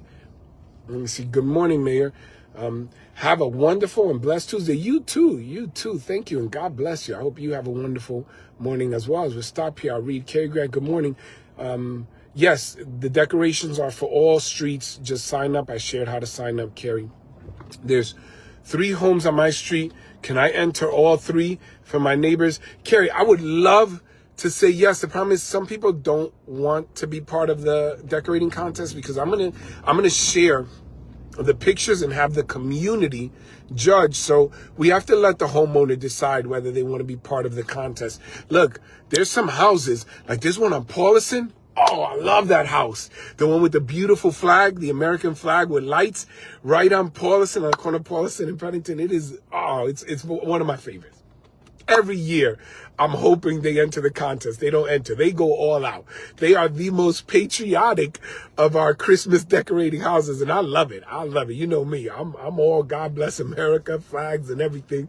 That's just what was instilled in me with my parents. My son is a U.S. Marine, a sergeant. So I love when people incorporate Old Glory and our amazing nation and the flag into whatever is going on. And that house, every year, I want them to participate. If they don't sign up, I respect their privacy. I might drive by and show it on the live at night, but please let the homes decide. Let the homeowners decide whether they want to participate in the decorating contest. It's their right to do so, but thank you for that suggestion because others may not know. Also, I want to share something, a new addition in our city that I hope everyone is seeing, and I hope everyone gets to appreciate. So I want to show you. We put these up throughout the city. I'm going to show you what they are. They're these direction signs letting you know what's going on in the city, whether you need to find the Forsman Library, the Passaic train station, Passaic High School, Passaic school offices, our Third Ward Memorial Park. We're putting these all over the place, color coordinated, so that visitors and those going around can find different nueva iniciativas. Y estos signs que te dicen dónde tenemos locales, edificios, locales históricos, parques por toda la ciudad. Y quiero asegurar que todo el mundo lo conozca para que puedan disfrutar y conocer especialmente lo que están visitando de otras ciudades, porque deseamos que todos puedan disfrutar de nuestra gran ciudad. All right, let me see. Aristos, ponga atención, alcalde, que muchas señoras que están para cruzar, niños solo se le pagan placando y nunca pasan a los niños. Iris, si tú ves eso, mándame un mensaje privado. Yo manejo y mira, yo he visto. Por eso que a veces tuve que una cambia, otros ya no están trabajando. Yo estoy muy atento a eso, pero obviamente solamente soy una persona. So, cuando tú lo ves y tú me mandas a la esquina, me dejas saber, porque yo quiero que nuestros niños y nuestras familias estén seguros y nuestros crossing guards son tan importantes. tan especial, tan única y tan bella y bellos, y yo le agradezco porque ellos son los que tienen el primer contacto con nuestros niños y nuestras familias, pero tienen que ser responsables, y algunos que no lo son le dan una mala reputación a los que sí son muy buenos. So me deja saber, Edith was sharing that there's some crossing guards that aren't crossing the kids, so I told her, let me know when that happens, because I love our crossing guards. They're amazing and wonderful. And some of the crossing guards that aren't doing what they're supposed to may give a bad reputation for those who are doing what they're supposed to.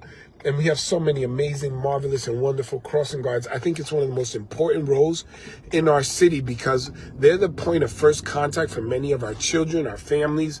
They make sure that your kids cross safe. They check on them, make sure that they're getting into schools. Sometimes they let me know if there's a family that's struggling or needs help. But some crossing guards, if they're not doing their job, and you've seen some crossing guards have been changed, that's because I think this person behind me wants me to just run right by that poor person crossing. Some people get impatient. All right, as I was sharing, some crossing guards, if they're not doing what they're supposed to, let me know so I can address it. I remain extremely vigilant on that because I think it's one of the most important roles in our city. All right, our Forsman Library right here by our high school. I remind everyone that we will be receiving a brand new $300 million high school in the same location, as we will be renovating this building that has been around for so long. And now we're going to get a state-of-the-art brand new high school, over $300 million, brand new classrooms and areas. So we're very, very excited. Yes, Nikki, our crossing guards receive and deserve credit this year. I'm doing a very special breakfast, Christmas breakfast, along with our police for the crossing guards. If anybody wants to partner with us to provide them the very best Christmas breakfast ever, let me know. And together we're gonna express our great appreciation to our wonderful crossing guards. Okay, we're gonna continue up Passaic Ave. I'll turn down Brook, and then I gotta head back because I gotta get ready to come into the office. And I love the work outside. Many of you know I prefer to be outside where I can see things and address them and meet with the community, but there is office work to be done, and people come to the office and go, Mayor, I want you at your desk, but they also go, I also want you outside checking things out, and I go, I can do one or the other at the same time. I got to try to balance it out. But again, we're here by Paulison Avenue and Passaic Ave by Sherrell's Boulevard, where we're going to get our brand new high school, $300 million given to the city of Passaic, one of the only municipalities out of 564 municipalities in the state of New Jersey that receives such an allocation for a brand new school. So we're very, very excited about that and all of the progress. Carrie, we do have amazing crossing guards. I love the ones we have at School 3. Yes, Carrie, and I think all over the city, we have some of the most remarkable, enthusiastic, loving, and compassionate crossing guards. If you want to be a crossing guard, not you, Carrie, I mean anybody listening, let us know. We're always recruiting to have more crossing guards in the city. I think it's such an important role in our city, especially when it comes to our children and our families. Our children love receiving the first smile of the day in front of the school from the crossing guard who says, good morning, have a great day, or saying goodbye to their crossing guards. And I think there are unique relationships when you go through those important developmental stages in life, those rites of passages where you're being walked to school by your parents, and then inevitably you're walking alone and you get to know your crossing guard and you expect to see them and you say hello and they say hello. And I just think it's so very special. So again, as we're driving around this city, I want to remind you the Parade of Lights will be today. The Parade of Lights at 5:30, rain or shine. The Parade of Lights will be today. Le quiero recordar que el desfile de las luces navideñas va a ser hoy, no importa si llueve o no llueve. We will be out here, so you're either watching us outside with an umbrella or you're watching from the window inside where you can stay dry, or you come out and bring some hot chocolate for some of us. All right, so we're going to continue up Passaic Ave. We're going to pass Third Ward Memorial Park. still have a few streets that I have to check out later on this afternoon that I had on my list, like Mattermore Street, and then I have to pass by Acreage again, where we're getting our new traffic light on Acreage. I know we put a new traffic light on Howe Avenue and Myrtle Ave in the 2nd Ward last year, and we're going to do this year Acreage and a few other areas as we continue pedestrian safety initiatives and additions and enhancements throughout the city. We've paved so many roads throughout the city this year. We were able to maximize resources, grants, and funding, and to ensure that we responsibly utilize these resources and continue the promise to keep your taxes under 5%, where many municipalities had to go up double. We've been taking the same approach every single year at giving the residents a reasonable expectation as to what the tax rate will be. I've always told you I don't play smoke and mirrors politics or kick the can down the road. I'm not going to try to give you a zero base for a few years only to have it turn into a double digit in years to come. I've always said if we can manage responsibly, pragmatically approach the budget, and give our residents a reasonable expectation, then we can stabilize taxes and everyone knows. And if the increase ends up being an additional $5 to $10, $15 a month, it's not ideal, but at least you know what you're going to expect, and we can minimize the impact every single year by letting you know, and also ensuring that we communicate what services you're seeing, and not just in words, but that you would be able to see tangible difference as we invest in new trucks, in enhancing our parks, and ensuring that we have DPW trucks that can go around and clean our city and keep our city and our areas clean throughout the city. Of course, no one's a fan of having to have taxes, but taxes go for services, for ensuring that our open space are preserved, that we can continue to have professionals operating responsible government, for seeing new initiatives, programs for special needs children, for senior citizens, for families, as we continue to address upcoming concerns and take an innovative approach to the unique needs and challenges that we may face over the next few years as we prepare not just for tomorrow, but years to come. All right, City of Passaic, as I mentioned, I'm going to make it down all the way through the park, go to Brook, probably stop off at the corner for a bit and see if I have to answer any questions. So if you have any questions, this is the time. Si tienen preguntas, ahora es el tiempo, porque yo voy a parar en una de estas esquinas cuando termine pasando por diferentes distritos. I like to see where we're going in terms of some of our initiatives, our investments. So much has been done here by the park. As you can see right now, because the leaves, and we've had a sort of a late fall, we see our trucks cleaning up the leaves, cleaning up the parks, because it's important that we maintain our parks clean and that we responsibly deal with our leaves. We clean them up.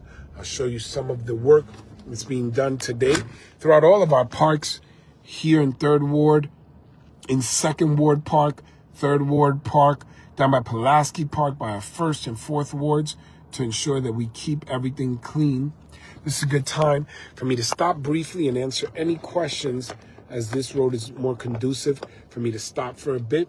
And yes, we are working on having Benson paved and milled. I've put in an application for a green infrastructure initiative that will expand the grass area and take the 2 lanes by the tennis court and turn them into 1 lane, 2-way, to keep things clean. Aesthetically, I think it will be of great benefit, but also it's going to help mitigate additional flooding issues that I've wanted to address. We've added storm drainage. We've addressed the culvert, the McDonald Brook culvert, by expanding that. We've worked with the county to address flooding issues closer to Pennington and also on High Street, Benson, all over, in order to keep this area safe, as we've had tragic incidents in the past. And of course, it's always a concern, but over the last 3 years, even in the strongest or fiercest rainstorms, we've seen a dramatic improvement in flooding issues. And I'm very, very proud of our entire community for working so hard, and for the City Council for supporting my ideas and initiatives as I continue to implement programs and an approach that addresses the real concerns of every resident. Okay, So, siguiendo con eso, voy a leer a ver si hay preguntas y si no, voy a concluir porque tengo que ya llegar a la oficina. ¿Qué nos dices del control de renta? So, Provin, yo hace más de un año atrás comencé iniciativas de hacer viviendas y programas para reducir la renta, incentivando a personas que pueden minimizar la renta. El programa de control de renta, te voy a decir que trae muchos problemas y a veces la gente lo utilizan como puntos para atraer la atención. Yo prefiero trabajar de una manera pragmática y estoy presentando una iniciativa que va a asegurar que ninguna persona puede subir la renta más de un porcentaje específico para proteger los residentes. Porque, imagínate que tú te compras una casa. Te voy a dar este ejemplo y por favor, ten un poco de paciencia conmigo porque siempre quiero ser transparente y dejarte saber, porque a veces no le dicen al pueblo lo que verdaderamente está ocurriendo. La iniciativa es que yo he presentado hace más de un año atrás y estoy trabajando con eso, pero quiero que entiendan, si tú compras una casa, voy a decir de 2 familias, como muchas personas en nuestra comunidad tienen un sueño a tener su propia casa y lo compra a un precio $400,000, $500,000, lo que sea. Ellos van a vivir en uno de los pisos, sea el primer piso o el segundo piso, y van a rentar el piso de abajo. A veces el mortgage puede ser $3,500, $4,000, algo así. So ellos dicen, bueno, yo voy a rentar abajo por $2,500 a una familia, un piso de 3 dormitorios, 2 baños, una buena cocina, lo que sea. Es nada más un ejemplo, Provi. Ahora, si la ciudad viene y dice, tú no puedes rentar eso por más de $1,200, y uno dice, yo no puedo pagar mi mortgage, y yo sí he hecho los arreglos, eso no es justo. No es justo. Tenemos que hacer algo que es pragmático y responsable. Ahora, los dueños de casas, de apartamentos que verdaderamente están haciendo sus arreglos, están haciendo su trabajo, han desarrollado oportunidades de rentar que son buenas, de buena calidad. Si una persona ha investido $10,000 a un apartamento, ok, entendemos eso. Tú no puedes subir la renta de 900 a 1,800.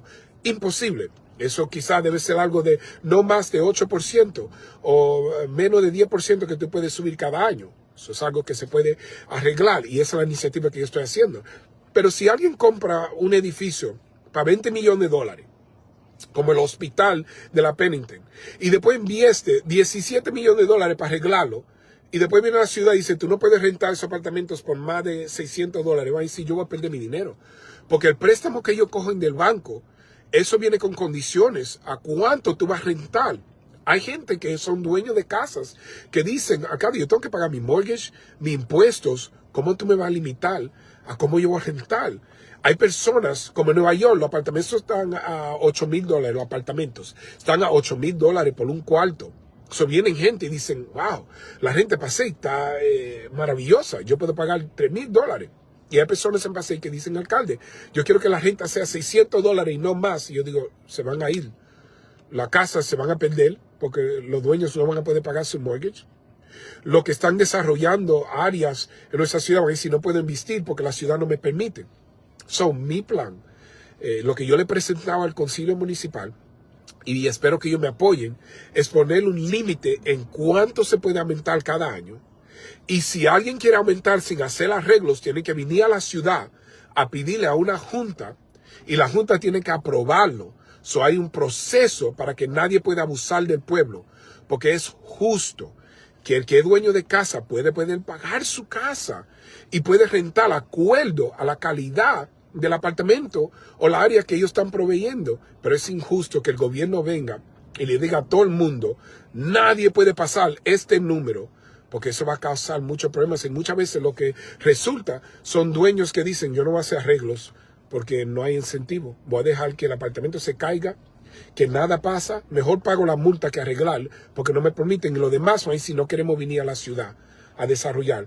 So, sí, yo quiero trabajar, pero la iniciativa mía es una iniciativa de, en español no se dice, en inglés se dice affordability initiative. Someone was asking me about rent control, and I did want to address it. I'm not a proponent of rent control in the model that is often presented, or rather the model that's often presented. I think it's counterproductive to development. I think sometimes it is also unfair to homeowners. You know, if I buy a home, the example that I was given, let's say I buy a home, $400,000, $450,000, whatever the price is. You know, it's the American dream to own your own home. It's 2-family or multi-family home. And of course, that happens often in communities like ours in the city of Passaic. And I think to myself, look, I want to rent the first floor. Second floor, I can rent it for $2,500, and maybe I can rent the other space at $1,000. That's $3,500. I only have to pay $1,000 for mortgage over the 20 years or 25 years or 30 years of the life of my mortgage. I'll be able to pay it off and sustain whatever other expenses I have, electricity, and still enjoy my life and be with my family. I think that's fair. If the city jumps in after you buy your homes and arbitrarily says nobody can rent for more than $1,200, you're going to have people to say, Mayor, I'm going to lose my home. I still have to pay mortgage. I have to pay taxes. After my investment, you're telling me that if I created quality rental opportunities, I invested in it, that I can't recoup my money? I don't think that's fair. I don't think that's the intention of government. I think it's unfair as well for any derelict property owner, a landlord who hasn't done any repairs, to have exorbitant rental increases. So that's wrong. But again, this buzzword, rent control, I'm not a proponent. I'm not a fan. And I want to be transparent. And I always tell you what I believe. I always tell you what I believe, and I give you the reasoning, whether you agree with it or not. I'll never lie to you about my position. You ask me directly, I'll tell you my direct position on any issue. So back to this. Because it's used often as a political buzzword or term, sometimes like a clickbait article, you throw it out there and everybody pays attention. I think the challenges come in the details of the application or implementation of that kind of initiative. I have what I have coined an affordability initiative in the city. And that is to say that where there are areas where individuals want to raise rents, an exorbitant increase, like from $900 to $1,800 from one month to another, that they would have to come to the city to justify it at one of our boards. And of course, if it's written in the lease, you always have the option to go to landlord-tenant court. But I am presenting, and I've been working on this for over a year. I've done affordability initiatives where we'll pay in terms of the difference of an increase or give you rental assistance through the applications when we receive grants, incentivizing individuals, whether through tax incentives or potential parking incentives, to provide affordable housing in the city through our redevelopment plans, and whether we're giving a tax abatement or otherwise to ensure the rent is affordable. But in this initiative that I'm presenting to the council and hoping for their support is to put a limit, a percentage limit on what you can increase from one year to another. So if, let's say, your rent is $1,200 and we say you cannot increase more than 8% each year in the lease, no landlord can come and say, well, your rent is now $1,600. So that over time, there can be appropriate increases because there's appropriate costs of living that have gone up.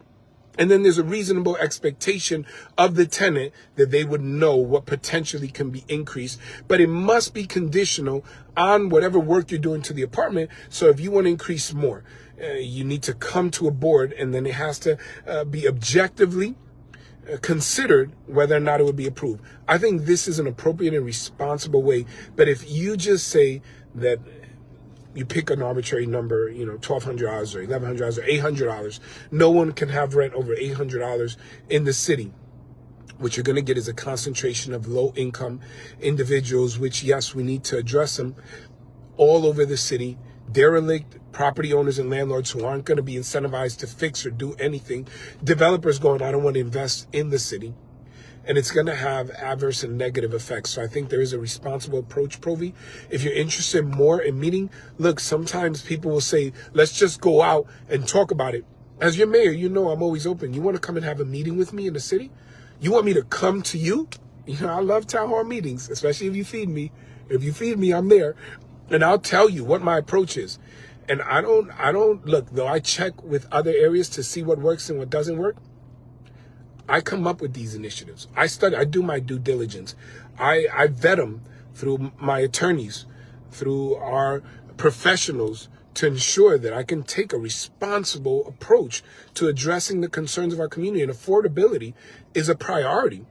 Look, if you can't afford to live in the city that you're in, if you are only paying rent and bills, that's not life. You may be alive, but that's not living. You want to be able to take your children on vacation. You want to be able to go out to the movies. You want to enjoy life. So I want Passaic to be an affordable city. But I also want to be cognizant, or I am cognizant. I would propose I am cognizant of the fact that there are property owners who have to invest, and they go through challenges too. They have to pay rent, taxes, they have to pay their obligations. They have to meet the obligations and repairs. So it's a balance, but I will work with you and with any organization community, but I ask you to please consider my approach, because I have to consider the whole city, to ensure that we can all progress together. That's always been my goal. It's the reason why I've told you that I try to stay as neutral in certain areas. I am the mayor for all people in all groups, and I want to support every group. I didn't put a homeless shelter in the city. I put a homeless resource center so that we could provide the help, get people off the streets, address emergency and extenuating circumstances, whether frigid temperatures or extreme heat, with mailboxes, showers so you can shower every day, laundry, and also connect you to existing help. My approach is to see how we can address things responsibly, not just do an initiative that will hurt the community years to come, but gets me some political and media attention for the moment. So that's my position. I'm willing to defend it, debate it, but always to be upfront and transparent with all of you. Okay, hopefully that answered your question in English and Spanish. Let me see if there's anything else before I go. Buenos dias, Rex. Buenos dias, Rex. All right.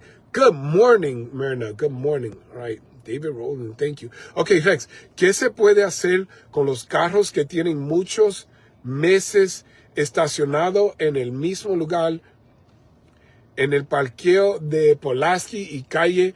Ok, Rex, es importante que tú reportes esos carros a la policía, 973-365-3900. Nuestros policías salen, ellos marcan las gomas, y si el carro no se mueve, en 2 días viene una grúa y se lo lleva. Pero si además lo comparte en las redes, yo voy a tratar de recordar y voy a mandar a policía.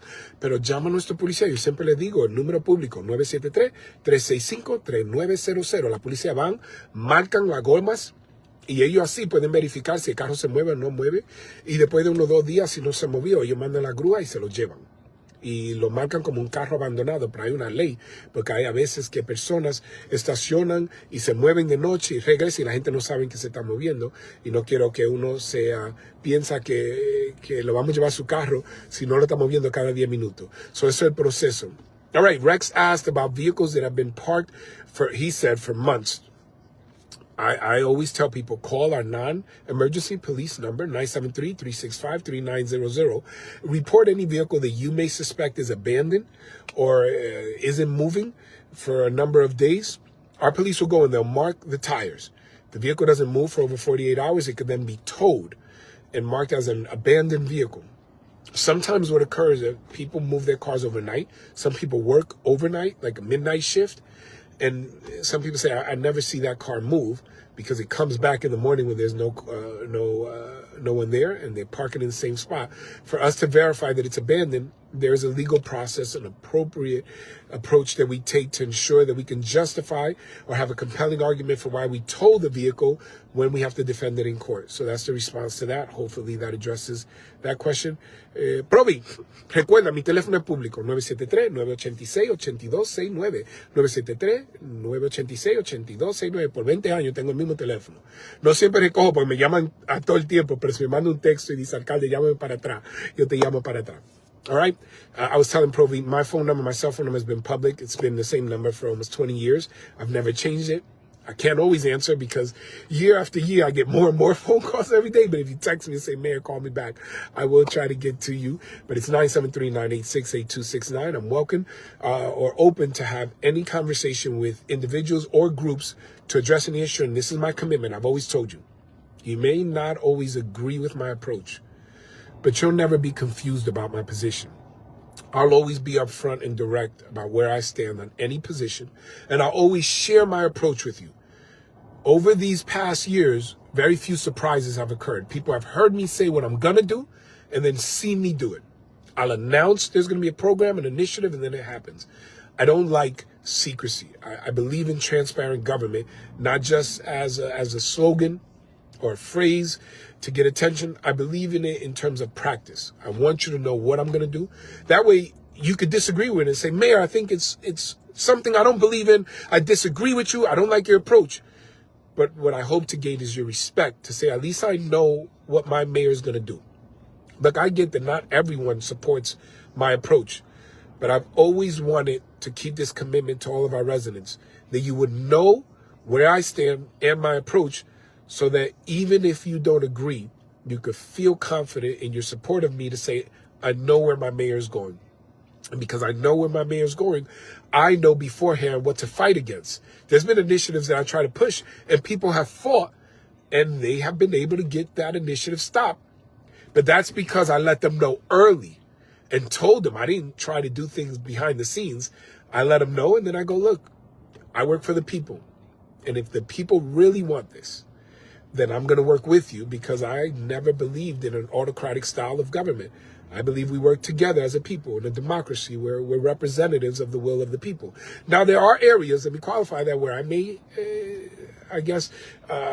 what's the word I'm looking for? I may exercise, that's the word I'm looking for, my executive authority when it comes to an emergency. Like when I said no homeless individual can be on the street in emergency situations, that's not a choice. I get them out of the weather. I don't want to have a tragedy in the morning because someone said I don't feel like getting the help you need. Or if I say don't be on the road because there's something happening in Passaic, I don't wait for orders from the county or the state out. I'm the mayor of Passaic, so I have to address the safety issues. Wherever I'm going to represent, that's where I care. And right now, this is what I'm doing, and I hyper-focus on Passaic. So I may make an executive order, or I may circumvent a process because I'm privy to information and I know that it's in the best interest. And if that isn't always supported later, then I'll live with the consequences, but I will always look to do what is in the best interest of the residents of the city. And I will always inform you of it. There will never be an approach that I take in that direction that you will not be informed about first, because I believe in working with you. So hopefully that makes it clear. This has been a bit of a productive back and forth. I like it. All right, good morning, Mayor. What can you say about the drones over our city every night? Let me get your name right. Letty. Letty! I was going to address that in a later post, but I'm glad you brought it up. Letty, there are drones, not just over Passaic, throughout the state of New Jersey. And no one has given an explanation. Guys, there are drones. I mean, they've said there's no threat, but there hasn't been a specific explanation. So let me begin there. I don't have a specific explanation from any credible authority as to what's going on with the drones. I will share that I went to the League of Municipalities in November, and there were a number of presentations of drone companies that can water crop, that can clean graffiti off of high-rises, that actually go around and deliver objects. Drones are becoming part of our lives. I don't know if these are tests that are being done. I would hope. But we have airspace restrictions. So I believe, because there's new drone technology that can take out other drones. They literally have the technology where a drone can come and it can address any unauthorized drone and automatically drop it. So I believe that there is nothing nefarious or malicious going on. That is not based on a specific report. I'm trying to give you a reasonable answer to what's going on. I believe that there are drones. Sometimes some people have unauthorized drones and they take them up, and airspace control agencies are aware of it and they will address it. And then there could be tests that are going on. I will tell you this, the moment I get an official answer, I will update the community, I promise you, no matter what. Even if I get something and they're like, maybe we should hold off, I'm like, not with my people. I'm going to tell my community, so I'll let you know. Están preguntando de los drones que están en los cielos. Yo le dije que yo lo he visto y están por todo el estado. Hay mucha preocupación. Yo le hablo directamente. Yo no he recibido un reporte oficial de gobierno que está... I'm going to move from this spot because all of a sudden I start talking about drones and the Wi-Fi or the connection seems to be messing around. No, I'm just joking with you. I don't think there's that much conspiracy. I'm just going to move up a little bit. So there are a lot of issues. Hay muchos están hablando de los drones que están en los cielos. ¿Qué es lo que está ocurriendo? So le quiero compartir específicamente que yo no he recibido reportes de gobierno directo. Sí he oído reportes del estado que no hay peligro yo le quiero compartir, yo fui a un evento en noviembre de la Liga de Municipalidades, en noviembre, y hicieron presentaciones de los drones, que son muy sofisticados y muy avanzados, grandes drones. Literalmente yo me podía parar en un drone y me levanta a los cielos. Ellos están utilizando drones para echar agua en diferentes áreas donde hay falta de agua. Yo sé que teníamos mucho tiempo donde no había agua en el estado. Yo no sé si es eso. Además te estoy diciendo posibilidades.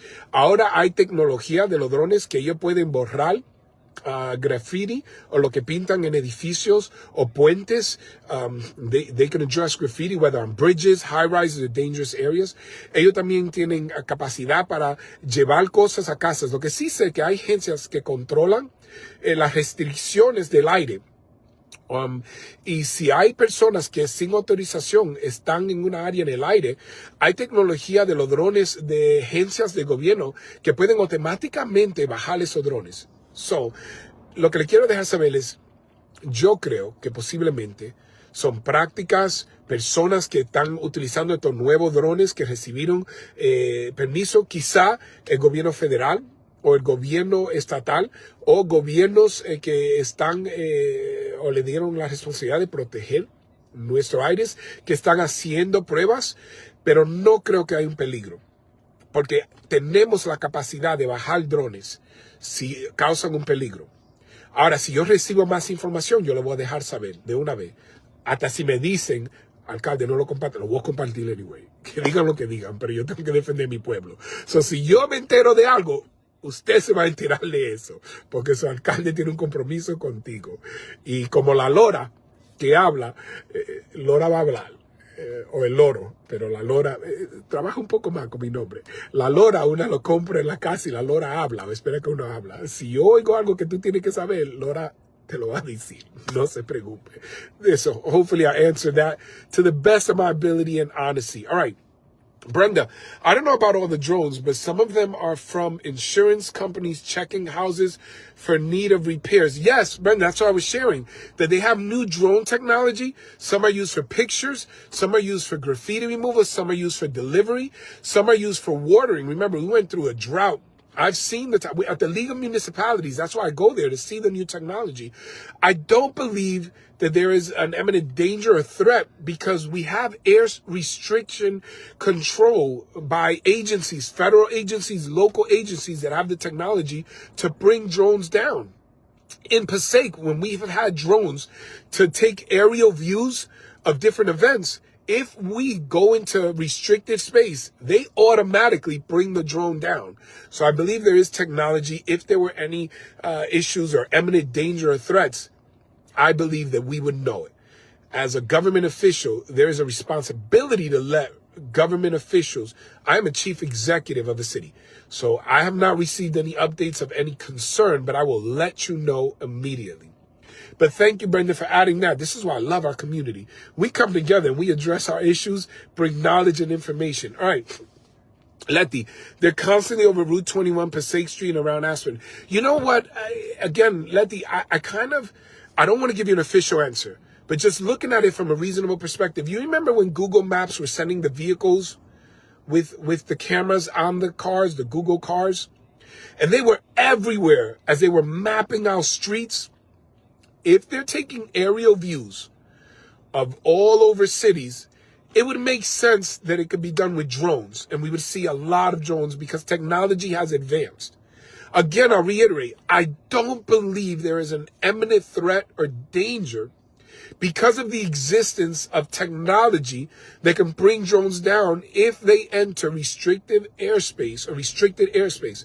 So I believe there's going to be a very simple answer to it. There's either testing going on with drones, government or private companies, or private-public partnership of private companies looking to have a contract with government. Or drones are being utilized for services, whether delivery, watering, graffiti removal, things of this nature, or aerial views, like Brenda said, insurance companies, mapping, ensuring that we have up-to-date views and more detailed views of rivers, of roads, of properties, of homes. I think it's something like this, but when I get a confirmation, I will let you know, because as you know, if the mayor knows, you're going to know. Even if I get told, don't go on Facebook or social media, share. And I'm like, my commitment is to my people. With all due respect, I have to let you know what's going on because I made a commitment to you. So, plus, if I don't go online, some people won't have anything bad to say. And some people need something bad to say. So, I got to give them the opportunity to share. But hopefully that explains a little bit. And also for emergency uses. Sometimes they can be monitoring. I still consider, and again, I'll repeat, with those Google cars, remember with Google Maps, and they were all over with the cameras and everywhere. We saw them for a while and then they disappeared. And then all of a sudden you go on Google Maps and you're like, hey, that's a picture of me on the corner of Myrtle and Summer Street. Les quiero compartir que una de las cosas que yo he notado con los drones, recuerda cuando los carros de Google estaban por todo lado con las cámaras encima, cogiendo video para la carretera, rutas, y uno lo veía por todos lados por un rato y después se desaparecieron. Y después cuando llamo a Google y veíamos las fotos de la calle, uno dice, mira, ese soy yo en la esquina, en la Summer y la Myrtle. Creo que es posible que los drones están haciendo lo mismo, cogiendo fotos, videos, cogiendo información o trayendo servicio o pruebas de gobierno federal, estatal o local, o quizá compañías privadas que quieren contacto con gobierno y están probando, pero no creo que es algo malicioso o que trae un peligro, porque existe tecnología en tema de drones que están en el aire donde no deben estar sin autorización, que ellos lo pueden bajar inmediatamente. Ha ocurrido con la ciudad. Cuando tenemos un evento como el desfile mexicano, una parada, concierto, y mandamos el drone muy alto, si llega a aire restricto, ellos mandan algo tecnológicamente, un software que ellos tienen, que ellos te lo bajan de una vez. So, si tuviera la posibilidad que era peligro, yo sé que el gobierno lo bajaría. Pero de que yo me informe, lo voy a dejar saber. All right, guys. That's a lot to cover on this wonderful Tuesday afternoon. Thank you for joining me on my tour around the city. As you know that during this season, during the winter, I begin to do my more involved drive arounds, as we need to check, especially when the weather changes. So when I drive around, I like my routine in the morning where I drive around, but during the winter, I like to include you a little bit more, the winter and the summer, just to ensure those are the seasons where it's easier to address certain initiatives. In the winter, because we don't do a lot of work on the roads, so it's easier to tell you what's to come. And as well as the summer, because we have so many activities every week, and it's important that I keep you updated. Again, I want to thank you guys for joining me. As I mentioned, I'm going to end here by Brook Avenue and then get ready to go into the office because there's so much work to do. But I hope that I've been able to address some of your concerns, some of your questions, and maybe you'll share some of my responses with people. I will follow up more to get an official response on the drones, but this is what I genuinely believe, because I try to reason, and I want to make sure to avoid panic, causing panic or encouraging panic. And I would propose to you, please do the same. I don't want kids going to school going, it's aliens, there's an attack, an invasion. I want to make sure that we give appropriate answers and reassure our children and our families and our seniors. Quiero asegurar que le doy respuestas razonables. As we have DPW lined up in the area, ensuring that the city remains clean, and we're addressing multiple issues of cleaning areas, or whether we're taking care of tree stumps and trees. Sometimes we have fallen trees, and that's where our tree crew, our leaf crew, is out here ensuring that if there is a danger to any block, that they can address it right away. Very happy to be out here with them. All right, guys, as I was mentioning, it's extremely important that we give right answers, because our children, we don't want our kids getting misinformation. Estaba compartiendo que es muy importante que nosotros demos respuestas responsables a lo que está ocurriendo, porque después van los niños a la escuela diciendo, oye, es otra nación y lo están atacando. Son, no sé si aliens en español, son extraterrestres, o no sé si así te dicen. Tenemos que tener un poco de cuidado con compartir información sin los hechos, averiguar lo que está ocurriendo. All right, guys, as I mentioned, our DPW continues to go around the city to work. Sometimes we have to remove diseased trees and things of that nature, but we continue the work and the effort in our city. God bless. All right, guys, thank you for joining me around the city of Passaic this morning. I'll be back in my office in a little bit after a quick beef, bacon, and egg breakfast. I'm hungry. We come together to honor our veterans, their contributions to our nation. You know, it was Elmer Davis, a reporter from the 1920s, who once commented that we will only remain the land of the free as long as we continue to be the home of the brave. And it is because of the brave men and women who have donned the uniforms, who have taken sacred oaths, who have, driven by faith, chosen to sacrifice their time, put their lives on the line, and fight for this nation, who have come back home to not always be received with the honor that they were due. And that's why ceremonies like this become so important, because it is a time to remind us of their honor, of what they have done, so that each day we may wake up and enjoy the freedoms and liberties that we have. President Kennedy reminded the nation once in one of his most famous speeches that valor is not stability of arms and legs, but rather of courage and soul. And it is because so many veterans were driven with that passion, that commitment, and answered that calling to stand firm and protect our nation, to be ready on call if they were to be sent abroad or have to stand up here at home, that we today are free. We thank God for this freedom. And as we see the children in the crowd raising up the flags, again I reiterate why these ceremonies are so important, so we do not forget to give them the honor that they are due. I want to take this opportunity on behalf of the City of Passaic government, Council President Gary Scher, Councilman Dr. Terrence Love, Councilman Hyam Monk, Councilman Joe Garcia, Councilwoman Maritza Colon Montañez, Councilwoman Tanya Mello, Councilman Joe Garcia, to join with you. I believe I said Councilman Daniel Schwartz and Hyam Monk, to join with you in honoring our veterans and continuing to stand together as a community, raising our flag on high. Thank you very much, and God bless you.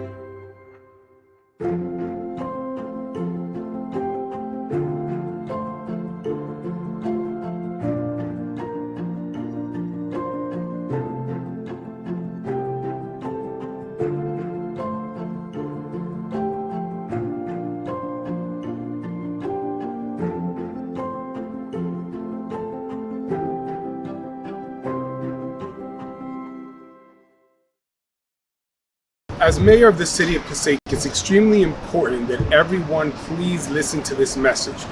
The lead service line replacement program is a mandatory program that everyone needs to participate in. It is free, that's important, it is a free program. Otherwise, for a resident to initiate this process, it could cost up to $10,000. In the city of Passaic, we have been able to replace over 800 lines already, but we have over 250 to go with a deadline of 2025.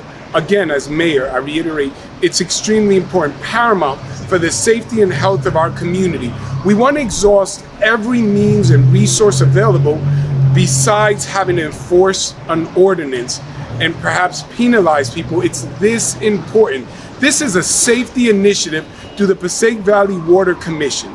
Look, to the families out there, I understand there may be some concern, perhaps resistance when someone knocks on the door and says, we're here to offer you free service for your benefit. Immediately you think nothing's for free and there's something behind it. Maybe they want to find out if my basement has been refinished, or perhaps they're concerned about other issues because of their status. We understand there are some cultural sensitivities and our demographics explain that. However, I want to assure everyone in the city, this is a remarkable program. I'm so grateful to the Passaic Valley Water Commission for their efforts partnering with us, for the collaboration that we are enjoying with our neighboring municipalities within Passaic County and around the state. Money was made available by our state legislators in order to ensure that no resident would have to pay for this service. But I must stress this. It is a mandatory, required program where everyone must participate. So you will either have it done for free or you will end up paying out of pocket $10,000 or more to get this done. This is lead in our pipes. This replacement service has been going well in the city, but we want to be a city that sets an example, that we're 100% compliant. Throughout our history, we have always worked well with our utility companies, whether it's water, electrical, or otherwise. Let's not change that now. Families, residents, let's get together. Let's open our doors. Let's get all of these lead pipes replaced, and let's stand together and celebrate this amazing initiative. The Passaic Valley Water Commission has been extremely responsible. They're ensuring that the vendors, contractors that they work with and their employees are doing everything necessary to make this job quick, efficient, and come back to make sure that your property is the same or even better than before. But we need your cooperation. Yeah, and you brought up the point that it's mandatory, right? So when it comes to the ordinance that you guys really don't want to have to kind of like firmly put in place, just walk through kind of the repercussions if people don't do this. Of course, as government, we have a responsibility in terms of the public health, safety, and quality of life issues. We try to communicate, educate, collaborate with the community. However, when we exhaust every possible means of getting the cooperation of the community, then of course we're left with no other option but enforcement. And that's going to be either fines or mandatory opening of the ground and property. Look, I don't want it to get to that point. And I definitely don't want the residents to have to pay out of pocket. $10,000 in the state of New Jersey, that's a lot of money anywhere. But I don't want anyone to have to pay. So let's work together, get it done for free. This is a good cause, an amazing agency that is responsible, a wonderful city that knows what we need to do. So let's do it. Open the doors. If you have any doubt, call the City of Passaic. If you want to confirm, then go to the PVWC website, leadreplacementline.com, and you check that out, or you can call, I believe it's 973-340-4300. I believe so. Look at that, I got that. Someone randomly walked by and said yes. Anyway, look, I just want to stress that. Make a phone call, call City Hall. If you're worried about the person knocking on the door, you have every right to say, show me identification, or call the city and say, hey, we just want to verify that they're actually representing our water utility company and that there's work being done. I assure you of this. The person knocking on your door on behalf of the Passaic Valley Water Commission is only interested in the lead line replacement program. They're not interested in what's in your house, what work you're doing. That's for another day. I am interested, just not right now. Right now, I'm very interested in getting this free safety initiative taken care of for you at no cost. So let's make this happen, and let's make it happen together. Thank you for your cooperation. Thank you because you've been opening the doors and you've been working with the Passaic Valley Water Commission and your local municipality to ensure that this work gets done. Do not be led down the wrong path and keep your door closed. Let's take the lead and make sure that this lead replacement line program is successful. Thank you very much.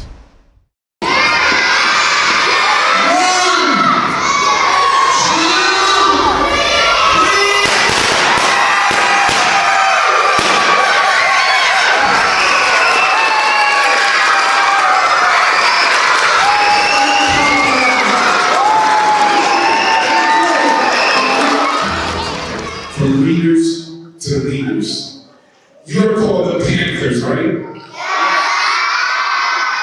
Panthers are known for being ferocious, for having a strong roar. If I may ask you, would you help me demonstrate a ferocious roar from Panthers? When I count to 3, I want to hear the loudest and strongest roar. 1, 2, 3. That is awesome. That is amazing, incredible. I want to share just something brief with you. That you should be ferocious in life.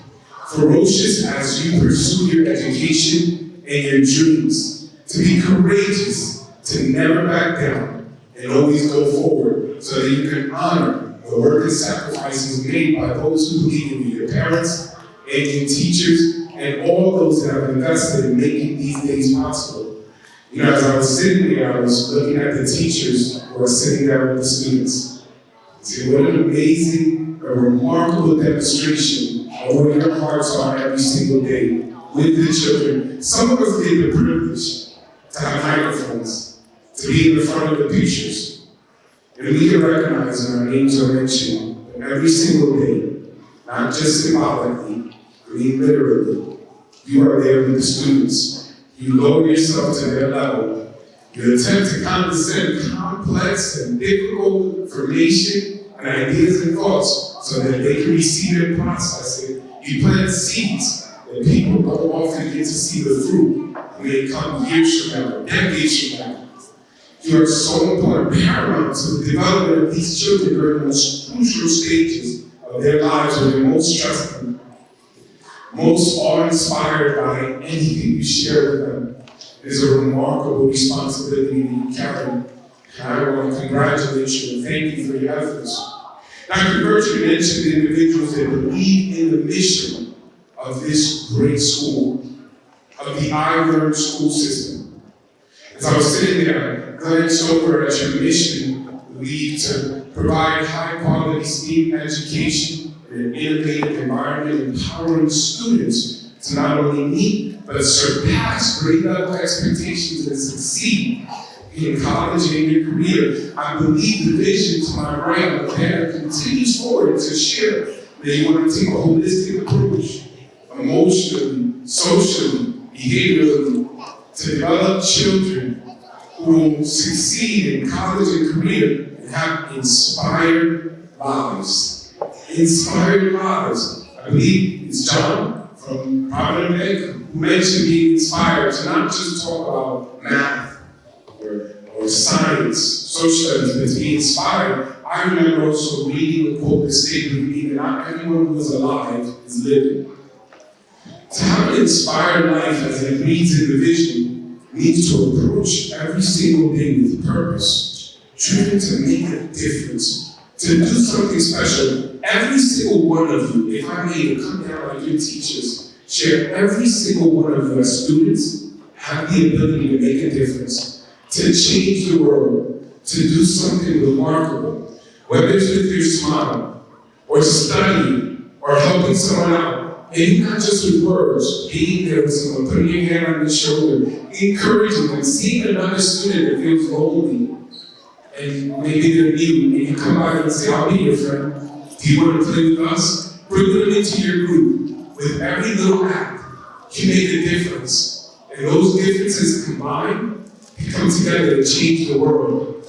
Dr. Bertrand, when I met with you, I told you I believe in your school and the values and principles that you instill in all of the children. I continue with that commitment. Every single day, this city is blessed to see the progress and the efforts that so many who are driven, perhaps compelled by something greater than themselves, so profoundly moved inside that they have no other choice but to let it pour out and invest in the lives of others. I've concluded this as I consider you mention those who help with construction, those who invested financially, parents that invest every day with their time, with their efforts, with everything that they are.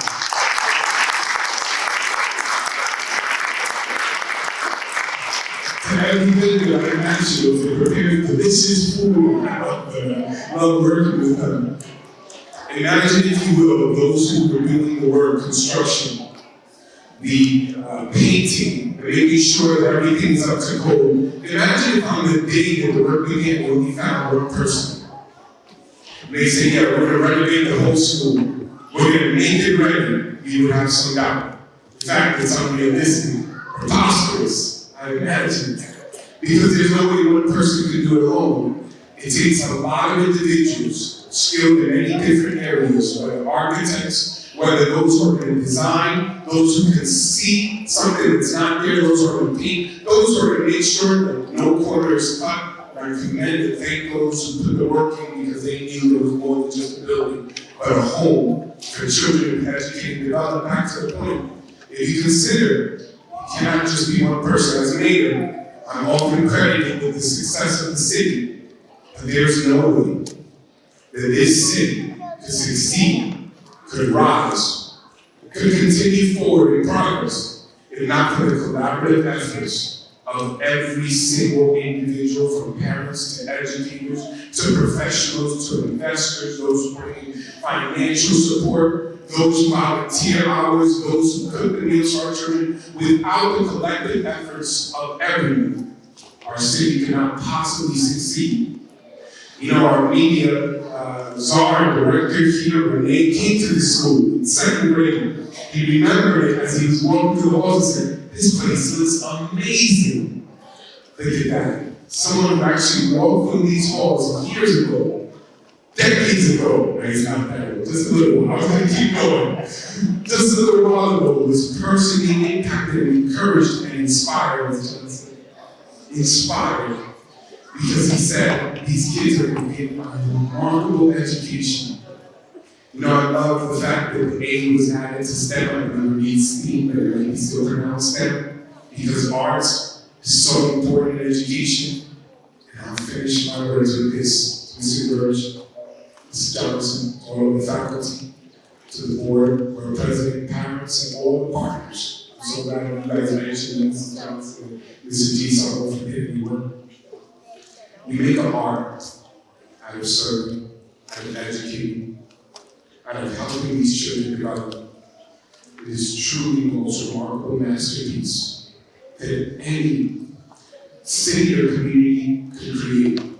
Inspired and empowered and committed children that will move forward to change the world. Thank you so very much.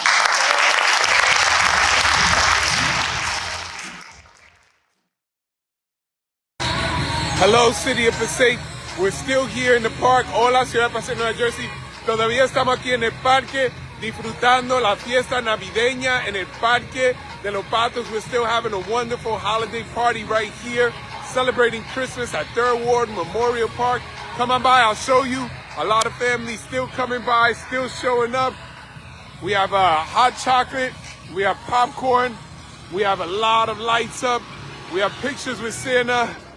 A lot of kids very excited. Santa's still out here taking pictures.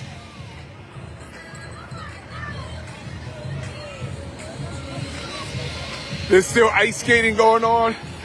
As you can see, we have wonderful dogs and families. So come on by.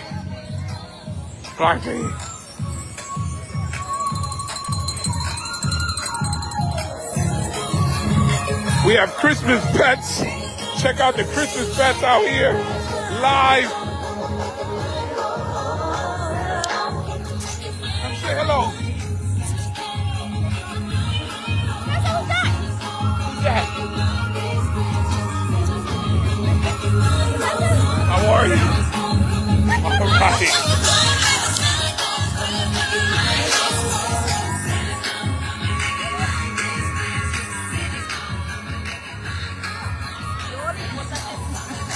Guys, come by. There's still a lot of activities. We're going to be here all the way to 6 o'clock. Hi, guys. Say hi to Passaic. You guys having a good time?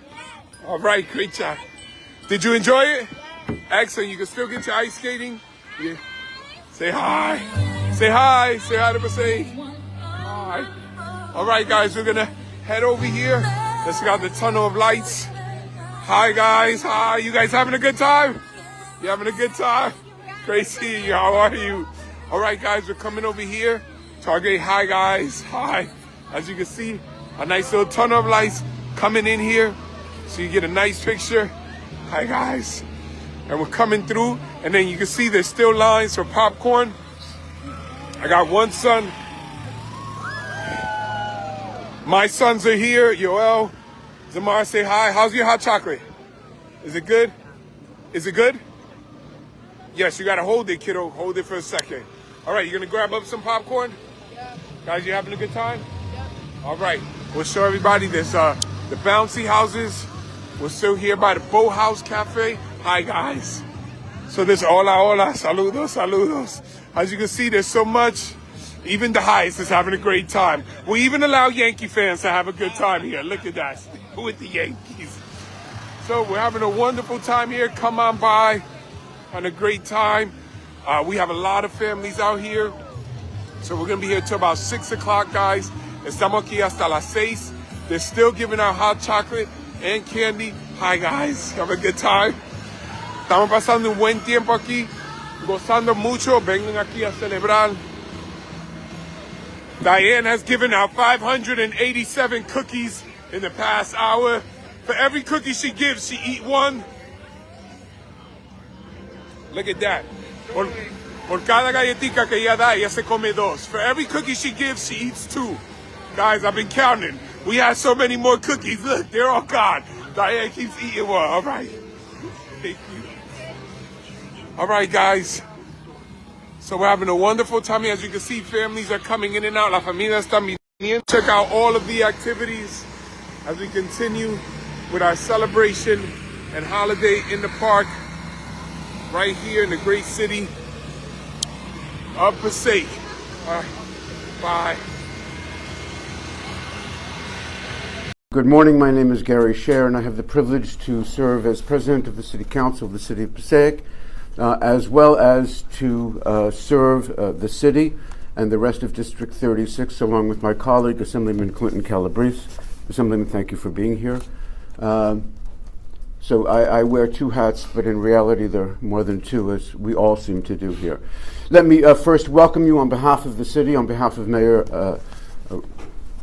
Laura. The mayor apologizes for not being able to be here. Something late and unexpected came into his schedule.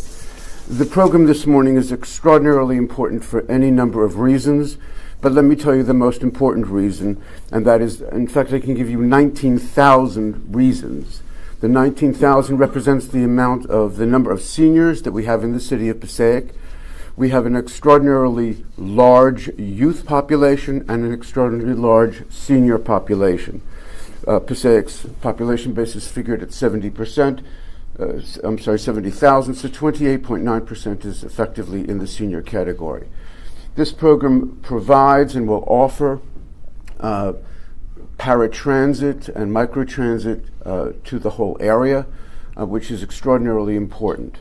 The car ownership in Passaic is amongst the lowest in the state, so this provides, if you will, for them the ability to do their daily life chores and become integrated more into the city and its life than they would otherwise. We're joined by a number of freeholders. Freeholders, thank you so much for being here. I know that we'll be hearing, I believe, from all of you. My colleague, I introduced Assemblyman Calabrese, and of course, the many of you who are here this morning to not only to celebrate this day, but to open up the program, if you will, formally and officially. I'd like to, with your kind permission, I'd like to invite Assemblyman Calabrese to say a few words, and and we'll go from there. Assemblyman? Thank you very much, everyone, for having me today. Obviously, I couldn't in good conscience speak before my good friend Gary Scher, who he says he wears multiple hats, but there's one main goal for Gary and myself, and that is to help as many people as we can here in District 36 and across the state of New Jersey. That's our job, is to help people. So without further ado, I'm excited to announce the new microtransit system, which represents a significant step forward in expanding transportation options for the residents of Passaic County. I want to congratulate the Passaic County Executive and the Commissioners for your vision and leadership. Your commitment to improving reliable, efficient, and environmentally friendly transit options is commendable, and I'm proud to join you in this. It is a particular privilege to be here as the chair of the Transportation Committee and also as a representative of District 36, alongside Assemblyman Chair, the Council President, and also Senator Paul Sarlo, who could not be here today. Everyone here should know that I'm a strong advocate for innovative transportation solutions. That's why we sponsored legislation to expand microtransit systems across the state of New Jersey, and we're especially proud to have worked with Gary and Paul to deliver a state budget appropriation of $750,000 to support this microtransit system in Passaic County. It's wonderful. If you didn't know, microtransit systems are game changers. They provide alternatives to traditional routes, particularly in underserved communities. They offer first and last mile connections, access to transit hubs, and seamless travel for all residents. But these systems are particularly beneficial to seniors and those with disabilities, and those without personal vehicles, which many of us in this day and age actually don't have, because they're quite expensive to have personal vehicles. Microtransit exemplifies government efficiency by utilizing smaller, flexible vehicles that optimize routes, reduce costs, and adapt to community needs. Moreover, by reducing reliance on personal vehicles and offering a shared on-demand rides, microtransit helps cut traffic congestion and lower greenhouse gas emissions in general. It's a win for both the residents and the environment. Thank you all for the opportunity to speak today, and I appreciate everyone being here. I'd like to welcome Mayor Grabowski up to say a few words now, please. Thank you. Good morning. Welcome everyone for coming here. For Clifton, this is a great opportunity. And first, I'd like to thank Assemblyman Scher for including us in this. We appreciate that, and of course the county for instituting this program. In Clifton we have what's called a senior transport. And what happens is when seniors need a ride somewhere, sometimes they have to call up to 2-3 days ahead of time to get an appointment for the doctor. So when I read this, I said, this is amazing that they can almost pick up an app or however they want and almost get a ride instantly, I guess. And I think we spoke earlier with someone here. It's almost like an Uber coming to your door, actually private car service, which is really fantastic. And we all know that Clifton horseshoes Passaic. So many of our residents live on the borders, and a lot of these residents that they don't have vehicles, and they don't have any way to get to places. So this is a fantastic opportunity for our residents to get from one place to the next quickly simply by making a phone call. They don't have to go days in advance. So this is something that I'm really proud to be a part of, and I really thank the commissioners and everyone else involved in this. And I know it's a pilot, but we hope that it works, because I know that other cities in the town, it's working well from what I understand. I spoke with some people this morning. So we're going to hope that this is a great thing for Clifton. And of course, again, I'd like to thank you for all your help for this, Assemblyman, and we hope it's a great program. I'm looking forward to it. And thank you from Clifton for including us. Thank you.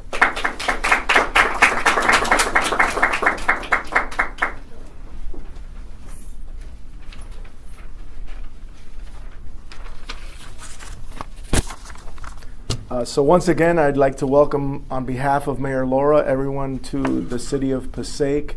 My name is Ricardo Fernandez. I am the Business Administrator, as well as the Executive Director of Redevelopment, Parking Authority, all the hats that Assemblyman Scher was talking about.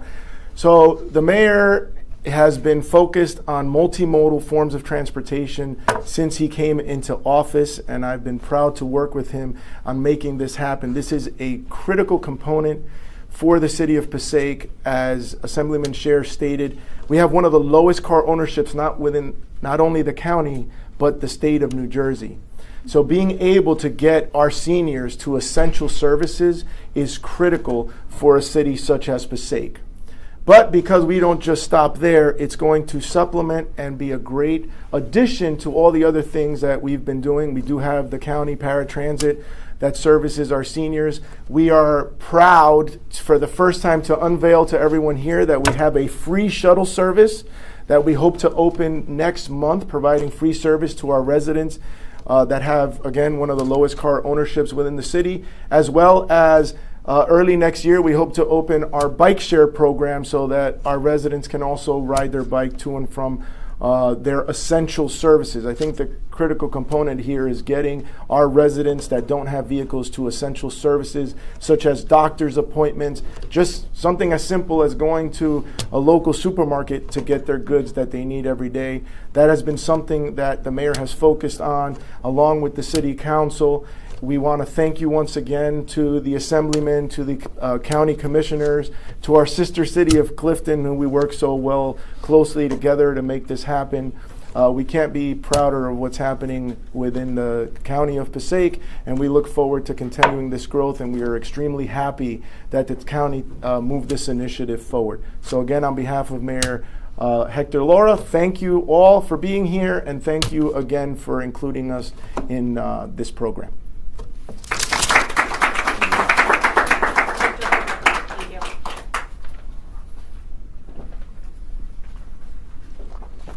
All right. Good morning, everyone, and thank you very much for being with us. My name is John Bartlett. I'm the director of the Passaic County Board of County Commissioners, and we are incredibly excited about this program, and I'm here to tell you a little bit about it.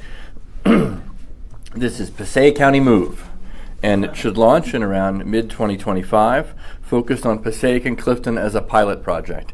As the mayor mentioned, Clifton, I would say, embraces Passaic. Horseshoe is a good word, but embraces the city of Passaic, and is really the core of the southern part of Passaic County and communities with a lot of transit needs. The lowest, as you pointed out, Assemblyman, the lowest car ownership rate in the state of New Jersey is here in the city of Passaic. But also are relatively close to transit, and in fact here in the city of Passaic have a wonderful downtown bus facility that's going to be coming along in just a couple of years, thanks to federal funding that we were able to wrangle in partnership with the late Congressman Bill Pascrell.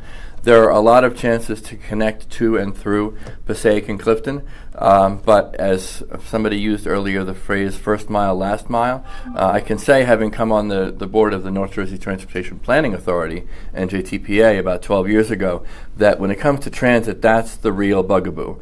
How do you get the person who would be very happy to catch a bus or a train to Manhattan or Newark or Jersey City to get that first mile from their house to the bus or the train, or that last mile if they're coming into Clifton from that train to their destination, to their doctor's office, their workplace, their school.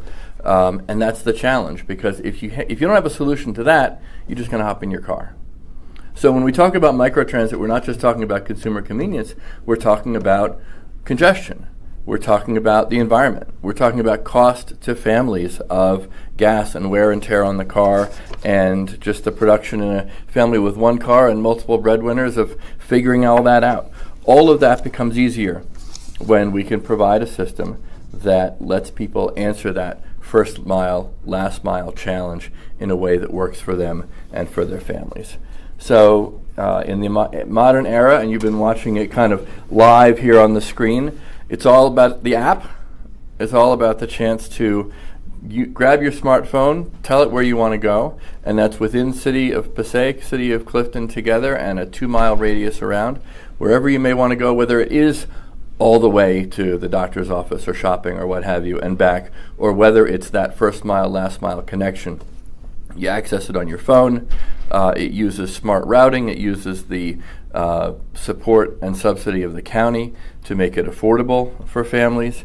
And it really is going to provide a kind of access that is going to be new and exciting for consumers here in Passaic County. And we hope this is just the beginning. Until about 2 years ago, my law office was in downtown Jersey City. So I saw the ubiquitous bright purple or fuchsia, whatever you call that color, those bright Via vans in Jersey City. And people were using them. They were an efficient response, and we're glad to be partnering with the very same company that Jersey City uses for that Via program. Of course, this is Passaic County Move. It's not going to be bright pink, I hope. But it's going to be something that folks recognize as their way to connect with transit, to connect with those short trips, first and last mile that they need on a flexible basis, on an on-demand basis, for convenience for themselves and for their families. So we're incredibly excited by this. We're very gratified by the way in which it dovetails with a lot of the other work Passaic County is doing, whether you're talking about the downtown Passaic Transit Facility, whether you're talking about improvements that we're making throughout our transportation network, as well as the other services that we provide, the way that this connects with Passaic County Paratransit, and the way that this can be an access point for folks who want to go out to Passaic County Parks, the community college, other things that you can access that are here in Passaic County, provided by Passaic County, and now we're giving you another way to get there. So I'm happy to talk about this. I'm looking forward to answering any questions anyone that may have, but I want to introduce our technology partner, Via. Via's mission is to expand access to sustainable, equitable, and flexible transportation for riders globally. Their software is in use in over 700 communities across more than 35 countries. They are our technology provider for this process, as you've been watching on the screen. And I'm looking forward to hearing from them the details of how that's going to work and the ways in which this is going to be a terrific opportunity for residents here of Passaic County. We're proud to represent them, and we're looking forward to working with Via. So I want to invite the Via representative up to tell us some of the nitty-gritty that I probably got wrong or didn't know in the first place.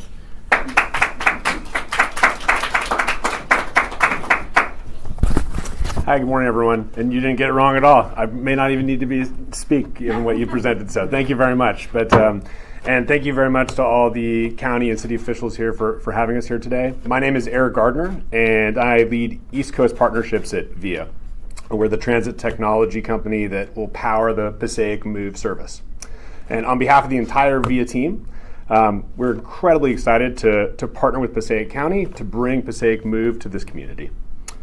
For those of you that aren't familiar, Via provides innovative software technology and operation services to help the public sector launch flexible and efficient transportation services. We have more than 750 partnerships across the world, including many here in New Jersey. And we are seeing excitement from communities really across the state about using innovative technology solutions for public transit. I want to thank county leaders and really applaud their forward-thinking approach in bringing an efficient and inclusive transit service to the county. We're confident this service will help residents access healthcare, jobs, other essential services, and we appreciate the leadership of the state legislators, including Assembly Members Scher and Calabrese, for working to secure funding for this service and thinking bigger about the need for funding for microtransit across the state. Let me take a moment to just talk to you about how the service will work for riders once it's launched. So anyone within a zone will be able to book a low-cost shared ride. You'll do this by using the Passaic Move mobile application. That'll be available on the App Store or the Google Play Store. We're committed to making Passaic Move work for all users. So if they don't have a smartphone, they can also book by calling a phone number and speaking to a customer service agent. And a wheelchair-accessible vehicle will be available upon request. Our software algorithms will match multiple passengers headed in the same direction and direct them to a nearby virtual bus stop within a short walking distance, creating a quick and efficient shared trip for riders. This is a mock-up of what the app will look like once we create it with you all, which we're very excited to do, of course, with whatever colors the community wants. But let me just kind of walk you through what the experience is like for a rider on the screen on the left. Now, keep in mind, and not to be competitive, this is our Jersey City service, so this is a mock-up from that. The experience will be much the same for the rider, but obviously white labeled to the Move brand. And again, this is for riders that will be using a smartphone. If they don't have a smartphone, they can call in and book a ride and receive the same experience.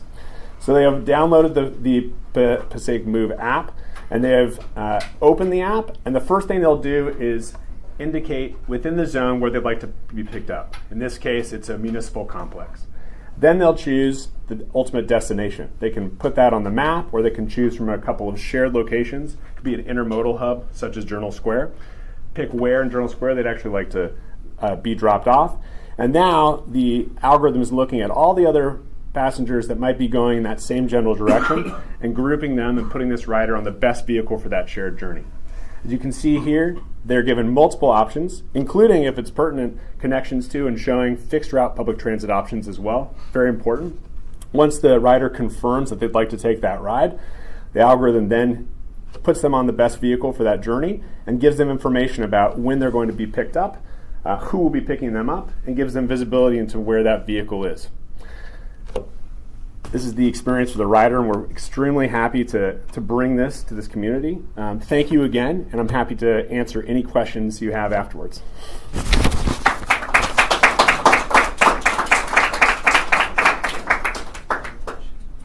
Well, the agenda says I go last, so actually, why don't you come on back up here?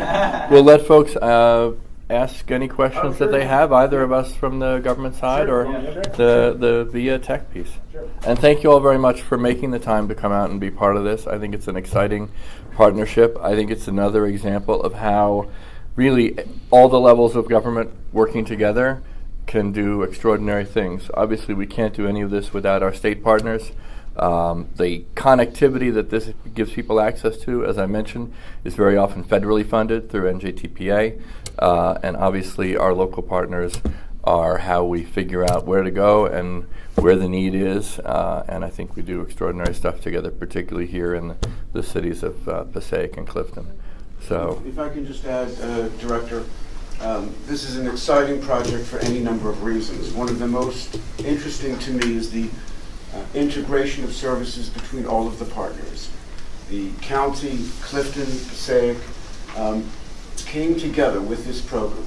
It represents 12 steps forward for each of our communities and really shows that government directed in the right way can be an extraordinarily effective assistance and model for all of us. I will tell you the support that we received from the professional staff of Passaic County. I see Matt Jordan with us today, as well as a number of his people who work with him so closely, and certainly in terms of Passaic and Clifton as well.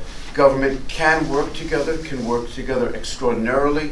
I will tell you the leadership of Assemblyman Calabrese in terms of helping to secure funds was tremendous assistance to us. And from a city perspective as well as a state perspective, Assemblyman, thank you so very, very much for the efforts that you've made. John, forgive me for interrupting. No, that was all exceptional. Thank you very much. When Eric was about to sit down and you brought him back up, I was going to ask him this one simple question, and it's, I know VIA, I've actually used the app before. Why create a second and tertiary app specific to either Jersey City or Passaic? Why not just utilize the VIA app? Yeah, I mean, it's a great question. So when we first actually started out as a company, we were a direct-to-consumer service only based in New York City. And Jersey City was actually one of the first to use us for a municipal service where we partnered with a public entity. At that point, we were just using the VIA app. But we found through launching hundreds of microtransit services that having that white-labeled community transit brand is something that can really build loyal riders and really pride in the community from the driver and rider perspective. Yes. I think you mentioned, because I know I'll get this question asked, you mentioned there's a fee or a slight fee. How is that adjusted? Is it built into the app, sort of Uber, they take it out of your credit card, or does it go by your means, or is it a set fee? How does someone pay for this? Yes, absolutely. So I think the fare is still to be determined for this particular service, but there's integrations within the app. So if you have a credit card and you prefer to pay that way, you can. There are many who are riding that may not have a smartphone, or they may be cash-based riders. So we also offer cash or debit equivalents for that with prepaid cards. Ultimately, they can also pay for cash with cash on board as well. Great. Yeah. Will the app be, excuse me, sir, would you mind introducing yourselves? That's a very good point. No, Passaic County Commissioner Orlando Cruz. I just have a question. I mean, the large majority of our community is Latino speaking. So is the app accessible to those individuals? Will be translated in Spanish, your customer service hub? There's Spanish speaking people there as well? Absolutely. So it needs to be accessible linguistically as well, meeting the riders where they are. So we have rider apps in multiple languages, among them Spanish. We even have a Creole one in Miami. So it will be accessible to all riders, including the call center support in terms of if they call in to book a ride and need to speak a different language. Thank you. Yeah, and for folks who are going to focus on that or write about it in your coverage, Passaic County is 40% Latino. 1 in 3 Passaic County residents is an immigrant, and I'm sure here in Passaic the numbers are higher. 75% Latino here in the city of Passaic. And Mayor, do you know for the city of Clifton? I think we're somewhere up around 40%. There you go. So definitely a big part of the customer base. Well, what kind of vehicles are these? Are they going to be jitney buses, electric? Yeah, great question. So we will be launching with minivans. They'll be wrapped in the Passaic Move brand. That's usually what we use. We offer whatever vehicle our partners would want us to use. And in this case, I think the minivan's a great fit for this service. Right. How big's a fleet typically? I think this one will be around 10 vehicles. Okay, and that done. You say a virtual bus stop. Like how close is that normally? Like I order it. I'm living off of on a tertiary street. Yep. Am I walking out to like a main street, or are they coming in front of the house? Yeah. So prior to launch, we'll work with both cities and the county on a set of points that are appropriate and safe for riders to walk to. And these will be points that will be a couple hundred feet away from where their original pickup or drop-off request would be. And it really helps enhance the efficiency of that routing for all riders involved. Yeah. But as I mentioned in my remarks, we're looking to make sure that this is something that you'll choose over hopping in your own car if you're somebody who has one. So we're looking to maximize that proximity to the homes without, of course, sacrificing safety or efficiency. And you mentioned a 2-mile radius. Is that a 2-mile radius from where you get picked up, or is that 2-mile radius from the city limits? So if you draw a 2-mile ring around the city limits of Clifton and Passaic combined, that's the service area. So yeah, South Patterson, Nutley, Garfield, Upper Montclair. Yeah, you got the right idea. Yeah. So I got a question. So we had some conversation about the demographics in both of our municipalities. What about opportunities for our residents to be employed as drivers for the VIA app? How would we go about getting our residents to take part of it? Because who knows our city better than our residents? And if we're driving around, it'd probably make it a little bit more efficient. Absolutely. And a lot of the time, the bonds between drivers and riders will form during the course of a service. In Camden, actually, where we have a service, around 80% of the drivers are from the city itself, which is something we hope to replicate here. So prior to the launch, we'll work with both cities and the county on publicizing the role to be a driver and working through community organizations to get that opportunity out. Eric, I'm glad you mentioned Camden. Can you elaborate on what other cities or counties that you operate in currently in New Jersey, and tell us a little bit of your success in those areas? Yeah, absolutely. So we've seen these types of services pop up all over the Garden State, which we're really excited about. Although I will say, to your earlier point, this is the first one in the city, and I think nationally, that we've seen where 2 cities ahead of time have collaborated to form a service in collaboration with the county. We've seen cities join existing services, but never to come together. So I think that municipal cooperation is really noteworthy, and we're excited to. It's really a national model. To answer your question, we have turnkey microtransit services in Camden with the Camden Community Partnership with the City of Jersey City. We also have a Help Power service in the City of New Brunswick in a partnership with Passaic County. In addition to that, we work with New Jersey Transit Access for paratransit rides in Region 2. Or is it Region 2? Region 5.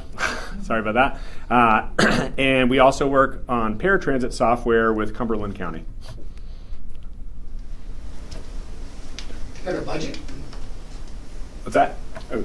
But Ahmet or Matt, do we have 1.5 million for year one. 1.5 million in the first year? And this is a pilot project. We're going to look at response, and the sky's the limit in terms of future growth if folks come out and make use of it. You say that. I'm not going to say that. I'm not going to say that from up here. But no, we've got a lot of communities here in Passaic County where you can see the potential for this in the same way that we've got Clifton and Passaic partnering. You could imagine Little Falls and Woodland Park or other groups and municipalities where folks have that need, and where just that footprint of the towns and the penumbra around them gives you access to all kinds of things. All right. Thank you, everybody.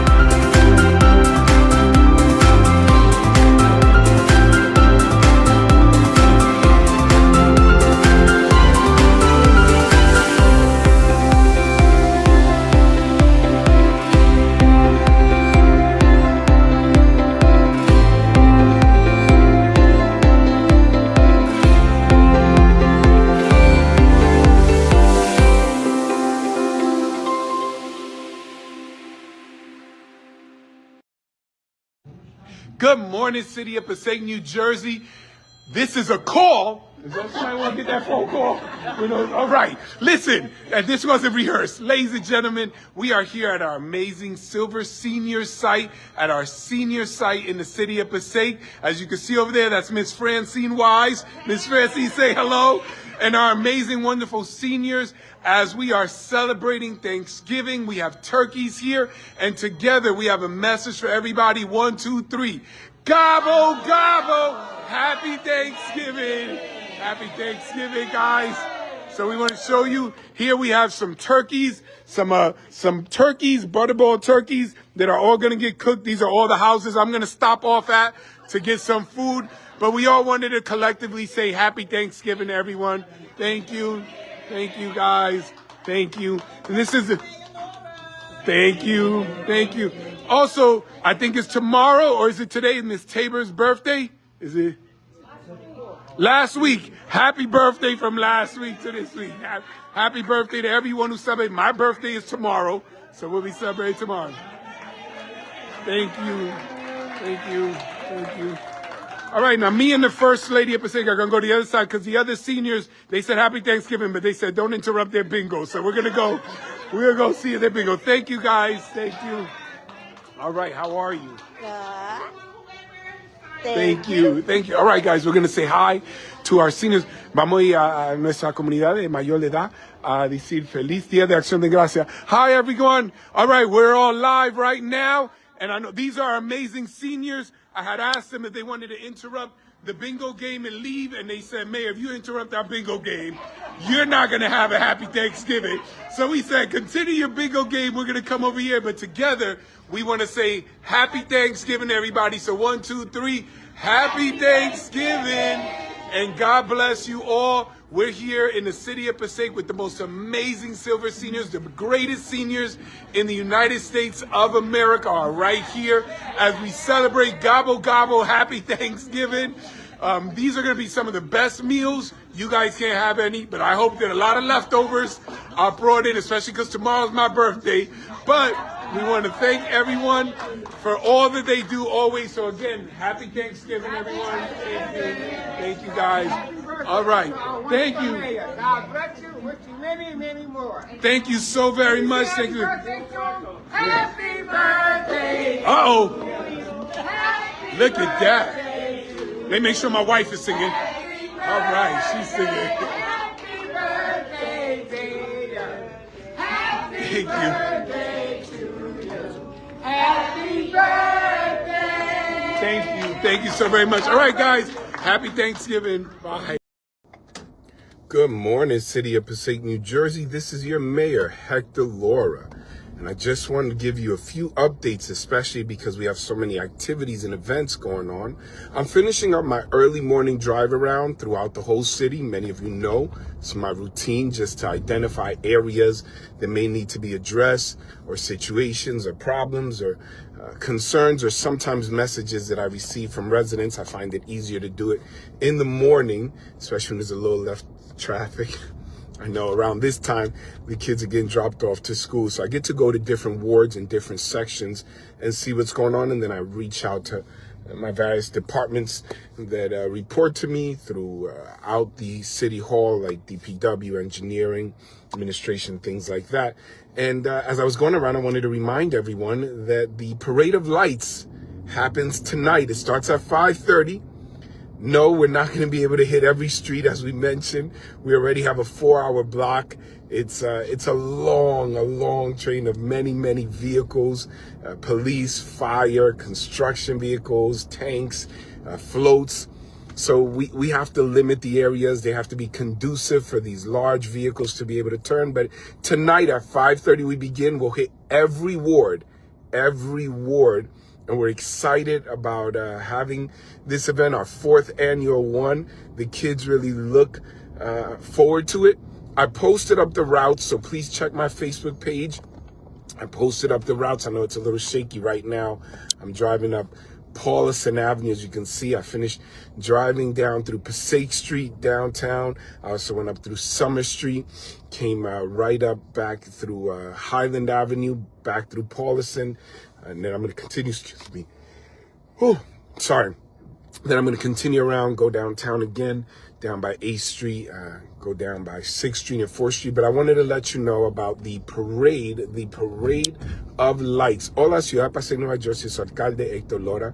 Estoy terminando mi rutina de manejar la ciudad en la mañana, identificando áreas donde quizá tengo que mandar empleados DPW, o posiblemente ingeniería, donde puedo tratar de arreglar o tratar de tocar áreas donde ha recibido mensajes de la comunidad. Ahora estoy por la Polson Avenue. Me gusta manejar toda la ciudad tempranito porque hay menos tráfico, pero le quería avisar porque tenemos muchos eventos que van a venir, que hoy tenemos nuestro desfile de luces navideñas que vamos a tener. Va a comenzar a las 5:30 de la mañana, a las 5:30, no, de la noche, no la mañana, a las 5:30 de la mañana comienzo yo, a las 5:30 de la noche nosotros vamos a comenzar y vamos a estar manejando por toda la ciudad. No vamos a poder tocar cada calle porque vamos a tener camiones grandes, camiones de bomberos, vehículos de la policía, de construcción, tanques muy grandes,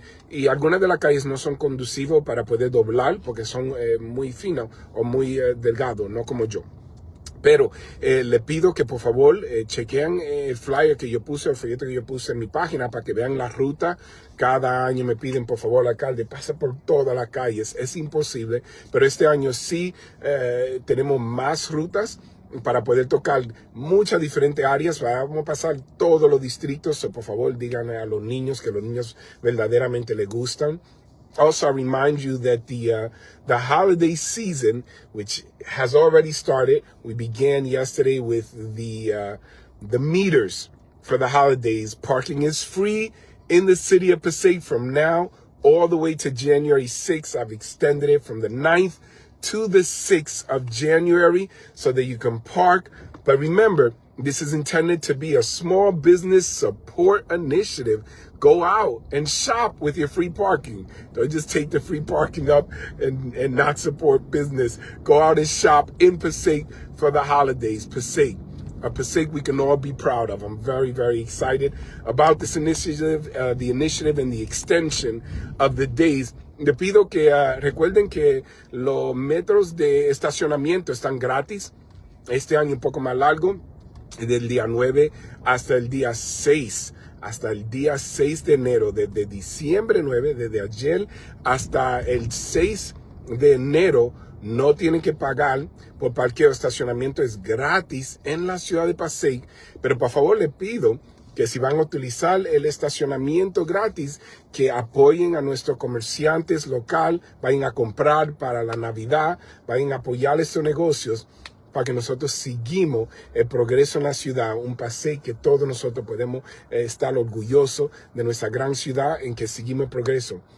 También le quería compartir a todos que vamos a tener el concurso de Navidad de decoración, lo que van a decorar sus casas, lo que van a decorar sus negocios.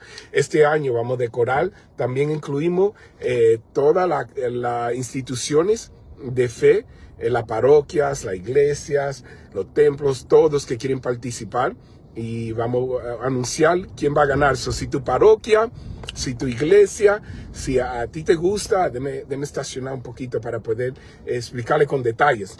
Si tú eres miembro de una parroquia y siempre, si tú eres miembro de una parroquia y siempre ellos están decorando por la Navidad, chequea nuestra página para incluido, para que sean incluidos en el concurso. Así pueden ganar un premio grande la parroquia, o la iglesia o el templo o cualquier institución de fe sin fin de lucro que tú tienes aquí. Si quieren compartir, van a llamar a 973-365-5510 para ser incluido. Guys, this year, again, we're going to have our holiday decorating contest for homes, for businesses.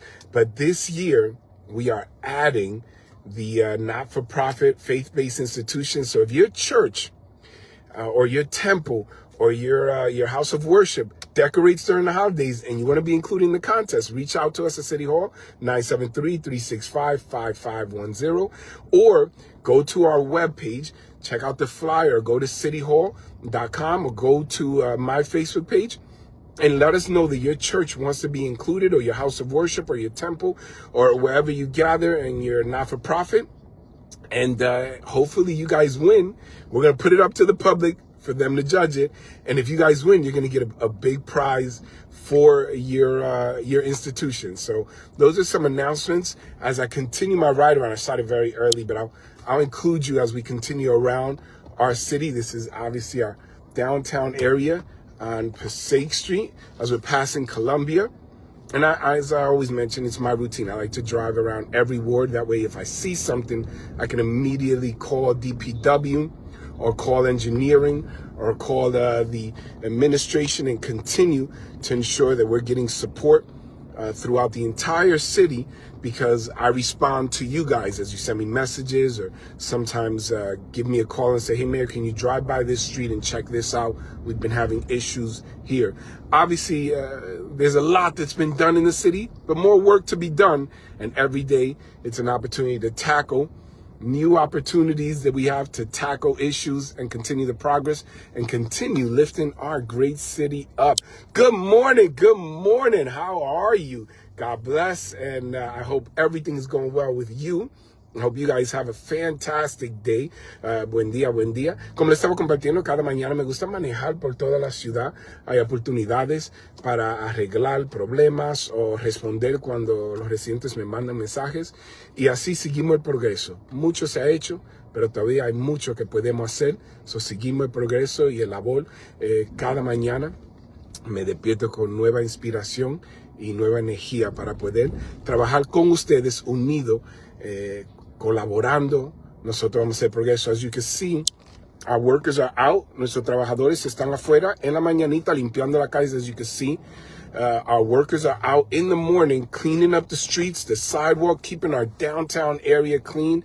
Many areas that we have paved, muchas de las áreas que nosotros hemos arreglado para asegurar que esta ciudad se mantenga limpia. As you can see, sometimes early in the morning, we may find some of the streets are a little dirty. So we come out early in the morning to start picking up the trash, to clean all the corners. Nosotros salimos tempranito en la mañana. As you can see, our garbage cans, our city garbage cans are out. And only if we work together will we keep our city clean. But our downtown area, as I drive around, looks better and better every single day. And I'm so proud of all of our communities in every ward, because as we work together, that's how we make the difference. Sorry, guys, I know it's a little shaky here with the vehicle, just because I have a new phone holder. I haven't been able to adjust it. All right, we have taqueria coming soon downtown as business continues to thrive and grow in our city. Very excited about this as we continue down Passaic Street.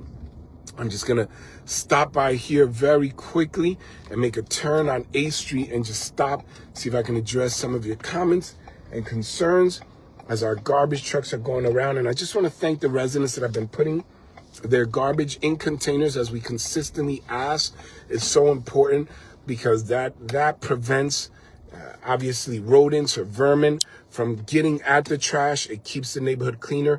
But as you go around the city, and I hear so many, more so from people who haven't been here for a while, haven't visited for a while, they go, man, Passaic looks really clean. Obviously, I always say there's still more work to be done. Not perfect, still more work to be done. But with your cooperation, we're really making a difference. We're really continuing to build a Passaic we can all be proud of, and continuing the work. And I'm so excited and grateful to all of you. Can people park at night by the new police substation downtown? Well, it's a good question, Evie. I just want to share that one of the challenges with that is that we often post police, especially depending on an initiative. We don't always announce the initiatives to the public. So I can't say you can park there, because sometimes you're not going to know when the police officers are going to be there. We're privy to information that you're not, as lay individuals or residents who aren't involved in government work. You don't always know if we have an operation going on. I try to announce or share if there's something that's important for everybody to know. But sometimes we have what are often referred to as covert or undercover work. And sometimes we have very clear and public community-driven activities for the residents to understand that there is constant police presence. So I would ask that you leave the parking available for police officers to avoid any issues of potential towing or having to move your vehicle. Let me see if there are any other questions. Again, good morning to all of you. Good morning, Lucy, and good morning, Maria. Thank you very much. Le quiero dar las gracias a todos los residentes que lo están ayudando a mantener la comunidad limpia. All right, Evie, let me see. I don't see them even working there. I tried to walk in and ask, and it was closed. Yes, because it's supposed to be a center for them to go around the downtown area and then go inside. So sometimes you're not going to see them in there. That's their base. That's where we're recording everything. And sometimes you are going to see them in there. But I don't want them just sitting in there. I mean, it would be convenient. And I always have to balance our resources. I am aware that we cannot have 200 police officers, 500 police officers. I would love to have hundreds and hundreds of police officers all over. It would be great. But that comes at a cost. That does come at a cost. So I want to ensure that we're maximizing opportunities and utilizing our resources as good stewards of the people's money and the resources of the people as we represent the people. So because of that, you may not always see someone inside there, but you'll see them sometimes going around the area, and then they come in as a base to review footage or cameras or things of this nation or nature. And hopefully all around the nation it's occurring. Maddie, you said, imagine if I can clone myself. That's my goal. My goal is that we're all working together to do the same thing. And then we're all on the same page with the same vision of lifting up Passaic we can all be proud of as we continue the work. A lot has been done and more to come. A lot has been done and more to come. I like that. A lot has been done and more to come as we continue a Passaic, building a Passaic that we can all be proud of. Somebody write that down and remind me of that. I like that. You might see that somewhere. You know, a lot has been done and more to come. So I'm excited about that. But as I was saying, if we're all working together to lift Passaic up, to keep Passaic clean, to keep Passaic safe, we are cloning the very best of community and the civic engagement and responsibility, because we all have a vested interest in seeing our city prosper and grow. So thank you very much for that. All right, guys, as we continue, Evie, I hope I answered that. Yvette, you're always doing something good for the city. Thank you for that. Thank you. We have a great team and a great community, and we're all working together. Veronica, buenos días, por favor. Pase por mi bloque en la noche, no tiene luz. I will stop by Quincy. It's already daytime. When I went out, it was a little darker, but I will pass by Quincy Street and I will check it out right in front of the church on Quincy and Hamilton. And then we'll report that to PSENG. We'll make sure to report that. Thank you, Maria. Good morning. Is the parade still on tonight with the rain that's coming? As of right now, we don't have a rain date. We have tanks. We put lights on vehicles. We have other municipalities that are coming. Rain or shine, it's nighttime. Rain or dry, not a lot of shine except for the lights that we have. We're going to go out. So you're either coming out in your umbrella or you're looking through the window. Okay, es una buena pregunta, María. Gracias por hacerla. María pregunta si vamos a tener el desfile de luces navideñas aunque va a llover. Sí, porque no podemos, ¿cómo se dice? Asegurar que los camiones que vienen de otros lados que nosotros contratamos van a estar disponibles para otro día. Eso cuesta mucho y ya tenemos todos los camiones con las luces puestas, tenemos tanques, tenemos caribanas, o ¿cómo se dice? Caruzas, the floats, caruzas yo creo. Lo tenemos todo lleno de luces, so no podemos asegurar que lo vamos a contratar de nuevo. So si llueve o no llueve, el desfile sigue. So va a salir con tu sombrilla y tu chocolate caliente para entregarme a mí, o lo va a ver de la ventana lloviendo, pero nosotros vamos a hacer el desfile, no importa el clima, vamos a seguir con el desfile. Ojalá que Papá Dios en los cielos lo da un break en la noche y no llueve mucho y seguimos adelante. All right, Ms. Miguel, thank you for being a transparent mayor. We are proud to have you as a mayor. Thank you very much, Miguel. You're very, very kind, and I am proud to serve this great community. But my ultimate goal is to have a Passaic we can all be proud of. A Passaic that we can all be proud of. Building a Passaic that we can all be proud of. So much has been done, so much more to come. So let's continue forward. All right, let me see. G. Greer, good morning. Mayor, continue great work. Thank you very much. A lot has been done and so much more to come. I like it, Maddie. Thank you very much. I think I'm gonna have to pay you royalties if that catches on around. All right, good morning, David. Good morning. All right, so we're gonna continue driving around in our morning routine, and then remember the parade of lights is tonight throughout the city. That rhymed. The parade of lights will happen tonight. Rain or shine, it's gonna be all right. Some of the streets a little too tight, so we won't hit every spot. It's gonna be amazing. Some might even say it'll be hot. So if they say we shouldn't have it, I respond, why not? A lot of tanks, that's what we got. Trucks and vehicles and cars. We're gonna drive near and far and continue this initiative because the kids really like it. I don't have a rhyme for that, but all right, that was a little impromptu rhyming. I got a little inspired after the response on there. All right, let's continue downtown as we go down A Street and just drive around a bit and finish out checking out all the areas of the city. But like I said, the streets have been looking really good.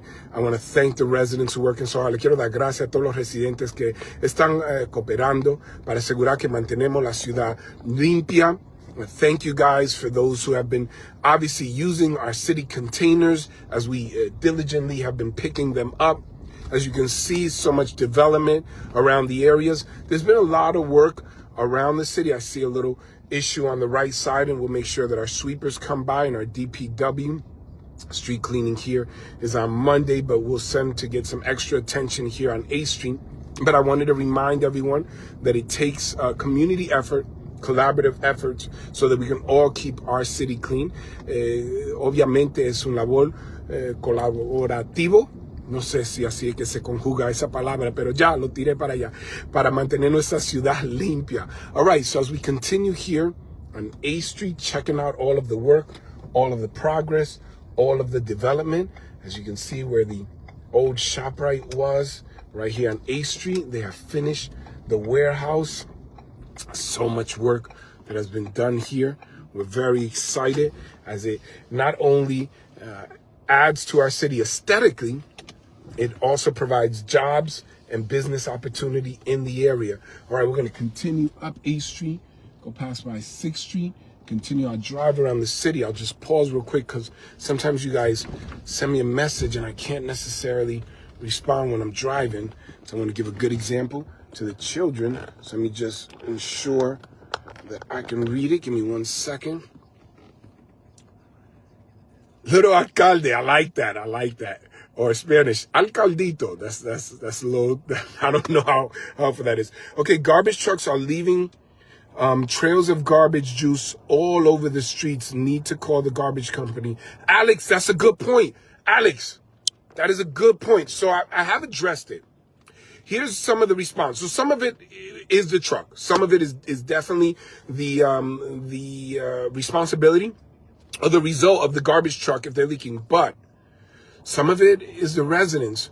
When you put garbage in a bag, and you may throw grease in there or liquids or garbage that doesn't belong in a bag necessarily, it becomes a challenge for the trucks as they're picking them up and tossing them in the garbage can. Some of them are overloaded and some of it can fall out. Sometimes if you put your garbage bag out without a trash can, feral cats, raccoons, sometimes vermin, dogs, other animals can come and open it up. So we are addressing it. I'm not sure if it's been an issue that long, but I know that we've discussed it with the garbage companies. So that's why I'm asking everyone to please put your garbage in garbage containers. That minimizes the potential of the garbage bags being opened up at night. That makes it a problem when they pick it up and throw it. And remember, the garbage truck company can't stop and pick up the garbage from the ground. They have routes. They have a limited time, a window where they have to address our city pick up all the garbage, and then they have to meet other obligations of other municipalities to make it to the dump site. So we're working together, but I will address it. Alex está diciendo que hay un problema porque los camiones de basura se le está cayendo basura en la calle. Yo le estaba explicando que es importante poner la funda de basura en los contenedores, porque si lo ponen afuera en funda, a veces los animales, los zorrillos, los gatos, a veces ratones, cualquier cosa que está buscando comida, abre esas fundas y después cuando recogen esas fundas se caen de basura en la calle. Eso puede ser problemático. So I will address that. I will bring that up again with our contractor. But thank you, Alex, for sharing that. Buenos días, alcalde. Un feliz día para usted y todos en este momento. Gracias, Claudia. Otra vez les recuerdo a todos que tenemos el desfile de luces esta noche. El desfile de luces. Si llueve o no llueve, vamos a seguir con el desfile de luces. All right, those of you who have to go to work, I understand.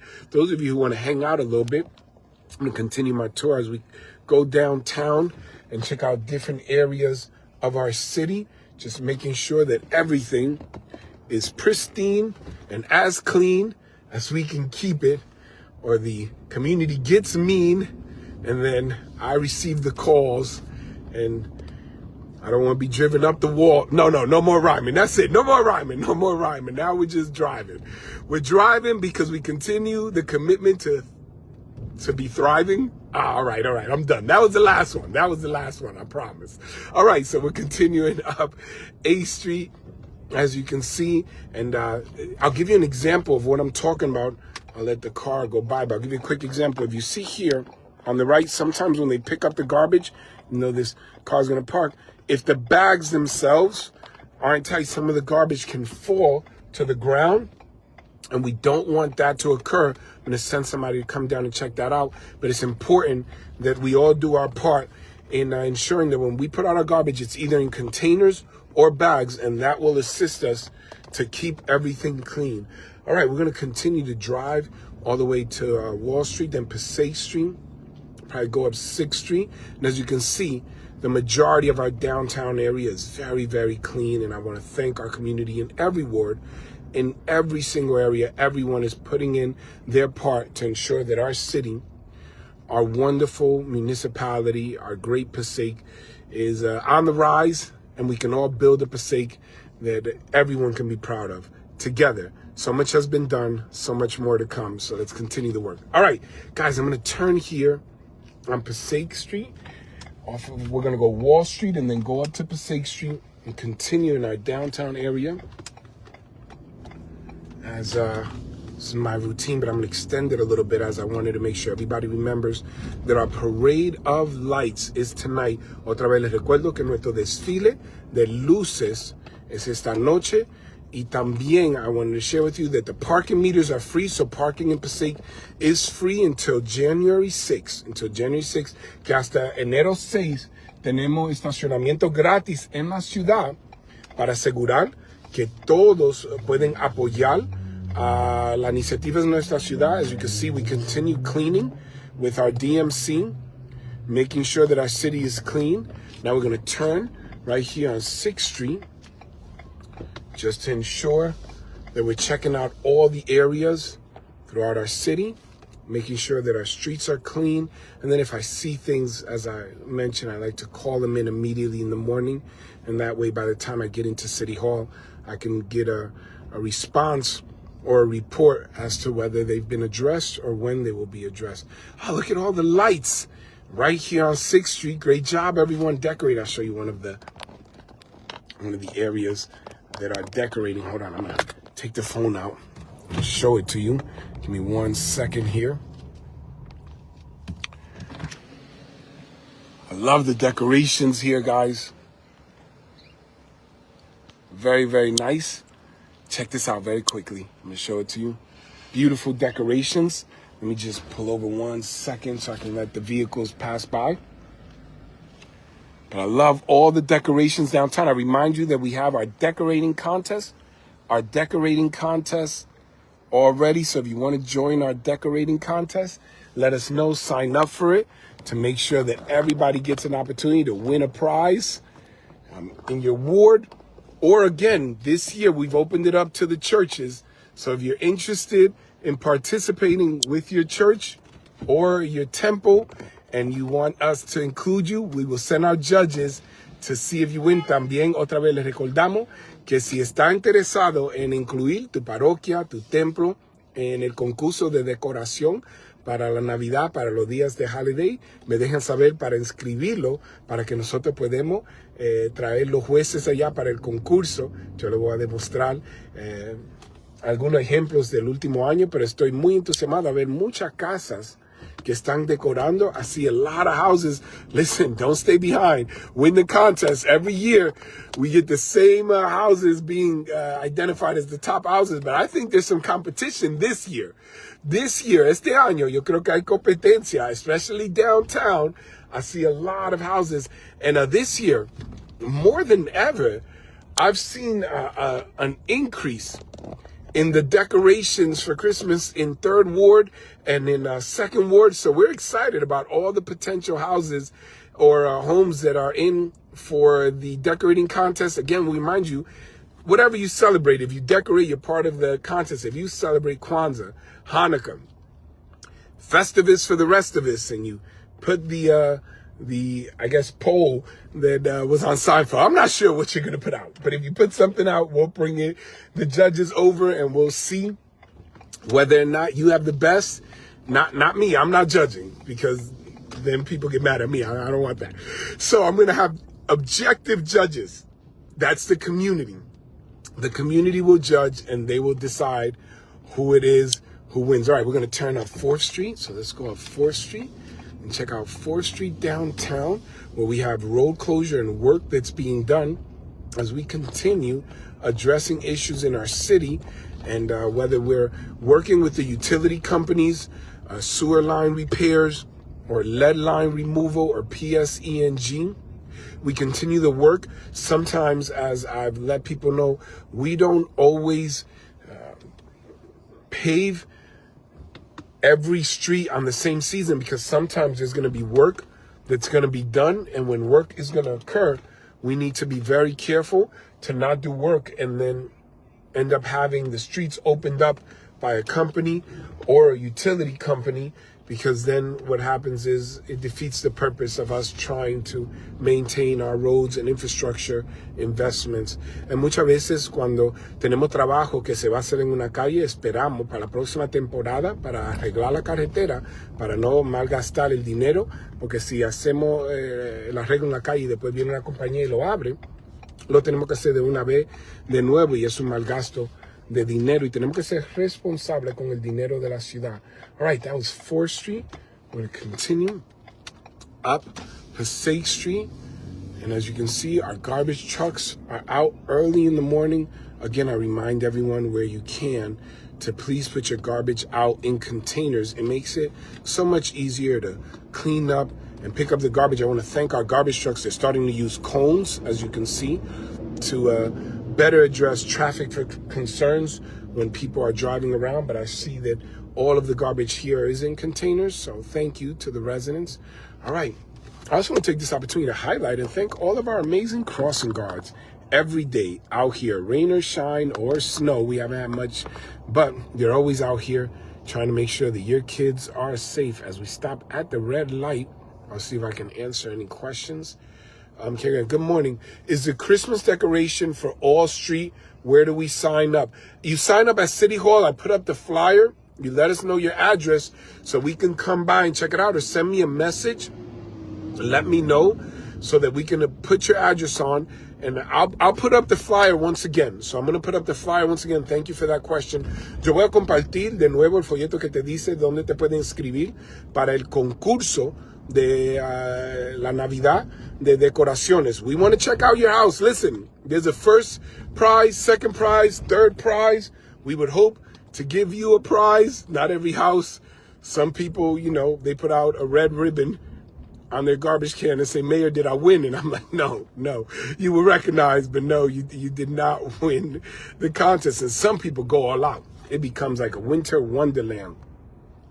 As I shared again, we have our DMC workers that go out every morning throughout the city to make sure that they're cleaning and addressing issues around the city and working hard to keep our city clean. So we thank you for not littering. Let's all do our part. All right, we're going up Passaic Street now. We're going to pass by State Street and go all the way up Passaic Ave. As you can see, many garbage trucks are out. One of the challenges for the garbage truck company is that, and I've shared with them, that their time in terms of their route, their schedule, it can conflict with drop-off time for parents, but they've let me know that it becomes really challenging because a few years into my role as mayor, I tried to do overnight garbage pickup, and there was such a response from the community of the noise. But it would be the easiest to do garbage pickup overnight because there's not a lot of cars on the street. Uno de los retos que tienen las compañías de basura, y ellos estaban hablando conmigo que en la noche es más fácil recoger la basura, ¿sabes? Después de la medianoche, porque no hay carros en la carretera, en las calles están libres, pero yo hice eso como el segundo o tercer año de mi alcaldía, y lo que ocurrió, los residentes me estaban diciendo, había mucha bulla. Y eso es difícil. So, lo hacemos en la mañana y a veces porque los padres están llevando a los niños a escuela se puede ser difícil pasar por la carretera más fácil. All right, we're going to continue forward as we continue our ride around the city of Passaic, and we're going to go up Passaic Street past City Hall. City Hall. Look, you can scan our many monitors for our toy drive if you want to donate toys to needy families. I hope everyone has had the opportunity to check out the decorations going down Main Avenue and Market Street and Lexington as we continue to decorate throughout our city. Carmen, give me 1 second to read it. Let me see. Good morning, Mayor. Have a wonderful and blessed Tuesday. You too. Thank you, and God bless you. I hope you have a wonderful morning as well. As we stop here, I'll read. Carrie Grant, good morning. Yes, the decorations are for all streets. Just sign up. I shared how to sign up, Carrie. There's 3 homes on my street. Can I enter all 3 for my neighbors? Carrie, I would love to say yes. The problem is some people don't want to be part of the decorating contest because I'm gonna share the pictures and have the community judge. So we have to let the homeowner decide whether they want to be part of the contest. Look, there's some houses, like this one on Paulison. Oh, I love that house. The one with the beautiful flag, the American flag with lights right on Paulison, on the corner of Paulison and Pennington. It's one of my favorites. Every year, I'm hoping they enter the contest. They don't enter. They go all out. They are the most patriotic of our Christmas decorating houses, and I love it. You know me. I'm all God bless America, flags and everything. That's just what was instilled in me with my parents. My son is a U.S. Marine, a sergeant. So I love when people incorporate Old Glory and our amazing nation and the flag into whatever is going on. And that house, every year, I want them to participate. If they don't sign up, I respect their privacy. I might drive by and show it on the live at night, but please let the homes decide. Let the homeowners decide whether they want to participate